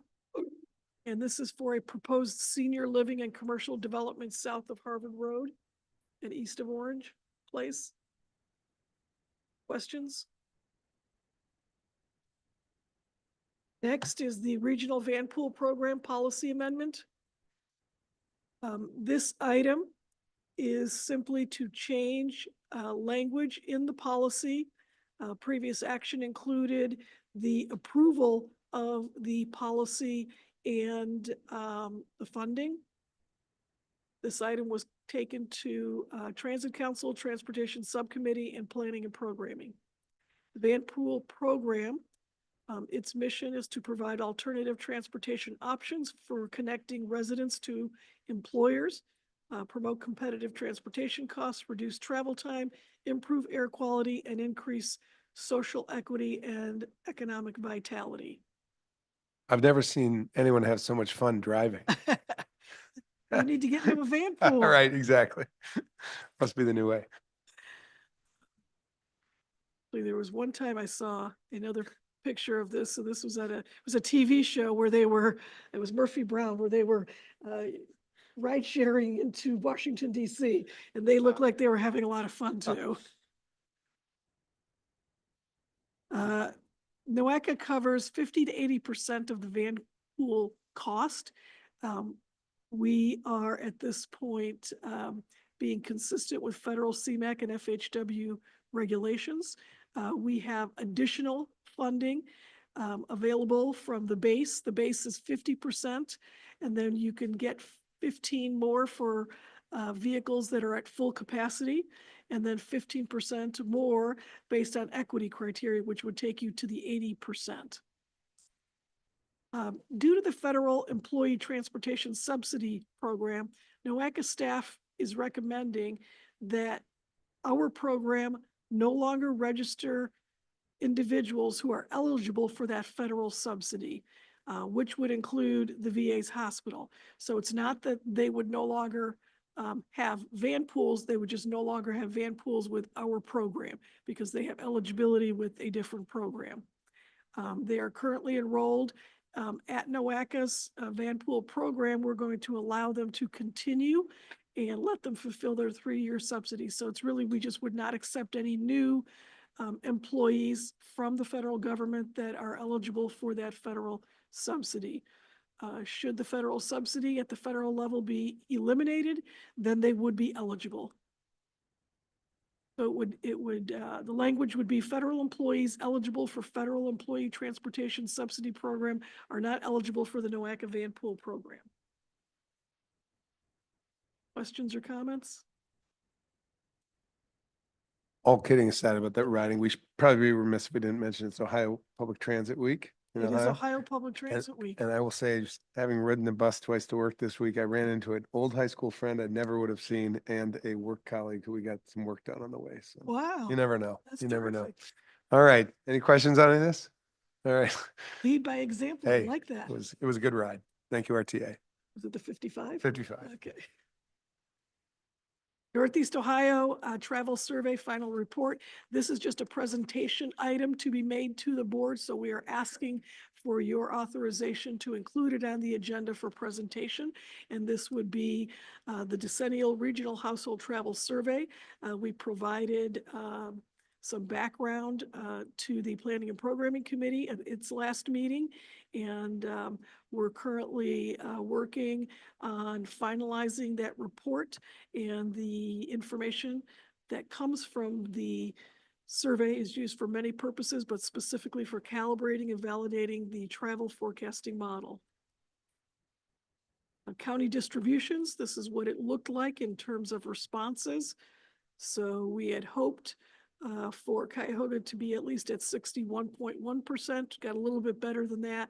Geauga, we got a little bit less than we had hoped for. Lake County, we got a little bit more less than what we had hoped for. Lorain County, we did better than we had hoped for. Medina County, slightly better. Portage, slightly better, and Summit, slightly better. So that gets us to our 100%. It is a representative sample. Any questions? The next is ODOT Access Ohio. This also is a presentation item. This is at the request of ODOT Central. They are requesting to present to all MPOs the Access Ohio 2050 plan. That's their long-range plan. Then the Code of Regulations revision for Geauga County membership. This was brought to the Governance Committee, which was our last meeting. And based on the Code of Regulations, it must be brought to the next board meeting as a presentation item to notify of the change. And then at the following meeting, we can take action. So it'd be presented at the March meeting for information, and then the June meeting for action.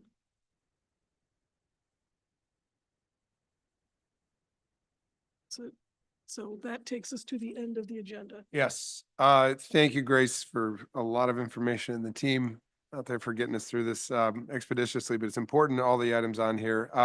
Before we go into, well, I'll go to action and ask if there's any questions on any items, but in deference to Board Member Gall's point, I want to separate one item from the rest, and that is the item 6B, which is the Nowaka Building mural project. Unless there's further discussion, or council, if there's any problem with that, or You have to make a motion to. right, I'm sorry, that I was just explaining what the motion would be, but what we would do is take that item first or second, whichever you prefer, but I'd need a motion to do what I was just describing or trying to describe. So, Come on, John. okay. All right, Jeff. And second, John, any questions or comments?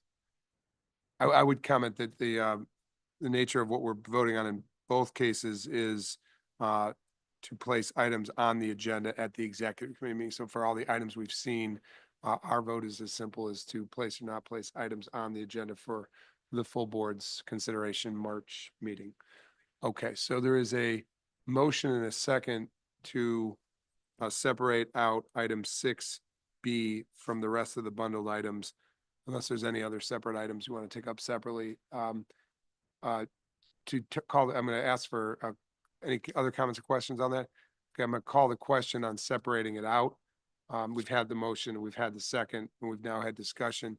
So all in favor? Any opposed? Okay, the motion carries. So that has been separated out.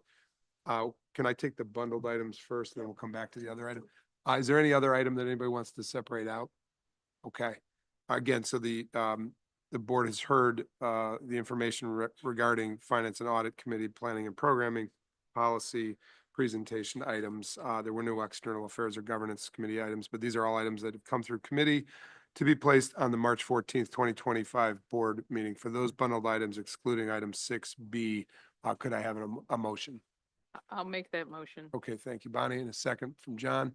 Okay, any discussion on the bundled items to go forth to the March 14th board meeting? Okay, hearing none. Call the question. All in favor? Any opposed?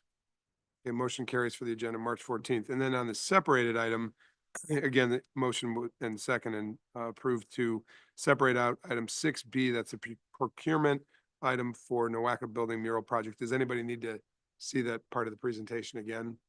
Do you want to make any comment, Grace, or? No. Okay. So I would need a motion to place it on the March 14th, 2025 agenda. Do I have a motion? I'll make that motion. Okay, a motion from Bonnie. Do I have a second? Okay, a second from Jeff. Do I have comments or questions? Yeah, yes, comments in regard to that, as a reminder that this is, a vote to put it on the agenda. And I was a part of the earlier discussion, and, it did pass out of committee. So my recommendation would be to, allow it to go, to be put on the agenda, and then there can be a full discussion at the board. Thank you, Bonnie. Jim? My gut feeling is $100,000 for warm and fuzzy versus $100,000 for maybe a new roof or parking lot. So when I vote, you'll know why. Understood. Thank you, Jim. Thank you, Bonnie. Any others? Okay, a chair does not vote except in the event of a tie, so I'm just gonna give that, you're 5 of you, and I see no abstentions, so I'm gonna let you vote on it. So we have again, a motion, a second. I'll call the question and try to hear your voices carefully, unless we need a roll call. All in favor? Aye. Opposed? Nay and nay. Okay, motion carries. Thank you for the collegial exchange. That will go on to the items with the other items on March 14th, 2025. Thank you. Thank you, colleagues. Was everybody at the governance meeting? Were you there, Morgan? Jeff, you chaired it. Everybody was there.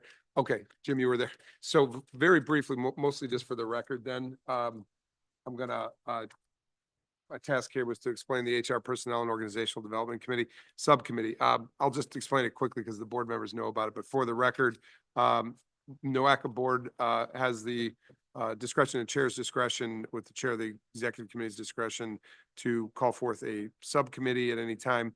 We put together an HR Personnel and Organizational Development Committee that was further vetted out at governance and just discussed the governance. The base of the membership is in your packet, complement of folks across our 5-county region, chaired by Mayor Matt Castelli. The items that are in the immediate scope and sight of the work program for the HR Personnel and Organizational Development Subcommittee, which we'll report more on at the board meeting on March 14th, 2025, boiled down to 3 items. One is working with the CEO on her performance evaluation and measurement system. The second is supporting with the CEO a HR director position here at NOACA with the work ahead to be scoping out that position and putting it out for public review. And third is to work with the recently commissioned consultant that worked on our organizational development, and that is OE Strategies. That's the work of the committee, the subcommittee, I should say, in the near term. And that subcommittee is a subcommittee to the executive committee, which their work we're thankful for in advance will help liberate the executive committee to get their advice and their professional counsel. I will say Matt Castelli, who's chairing it, has an HR background in his professional life prior to being mayor of Middleburg Heights. So, and thanks, Grace and Liz, I think are key staff on that, and perhaps in the future, the HR director. All I got. Any questions on that update? All right. Round and third and heading home. Are there any other reports or updates? We'll go to the executive director. No. Okay. All right. Any old business? Right. I do want to say back to the staff, thank you for the work you've been doing and the volume of work that you've been tasked and accomplished. Thank you. Any new business? Yes, please, Bonnie. Chair, I'm not sure if this is old or new business. Okay. I'll call it medium Tweener. business, somewhere in between. Tweener from T1. There's been some discussions about getting the meeting minutes and agendas particularly the meeting minutes from the subcommittees to the board members sooner rather than, I think it's a week before we usually get them. We all have busy schedules and sometimes it's hard to find time from when they come out to actually review them. So I would ask that the staff get the meeting minutes out sooner. Thank you. Go ahead, Grace. So we have been having discussions internally on how to make that happen. So hopefully we will be able to fulfill your request. Appreciate that very much. Thank you. Okay, any other new business? Thanks, Bonnie. Thanks, Grace. All right, seeing none, can I have a motion to adjourn today's meeting? All right, Jim. Second, thank you, Morgan. I assume no questions. All in favor? None opposed? This meeting is adjourned. And I will say, we had 11:30 to 1:30. As long as it seemed, it is only 10 minutes to 1. So good, congrats. Yeah, you got your time back on Friday. Happy Valentine's Day, everybody. If you forgot your chocolates for your sweetie, make sure you get out and get them. Bye. Thanks, everybody.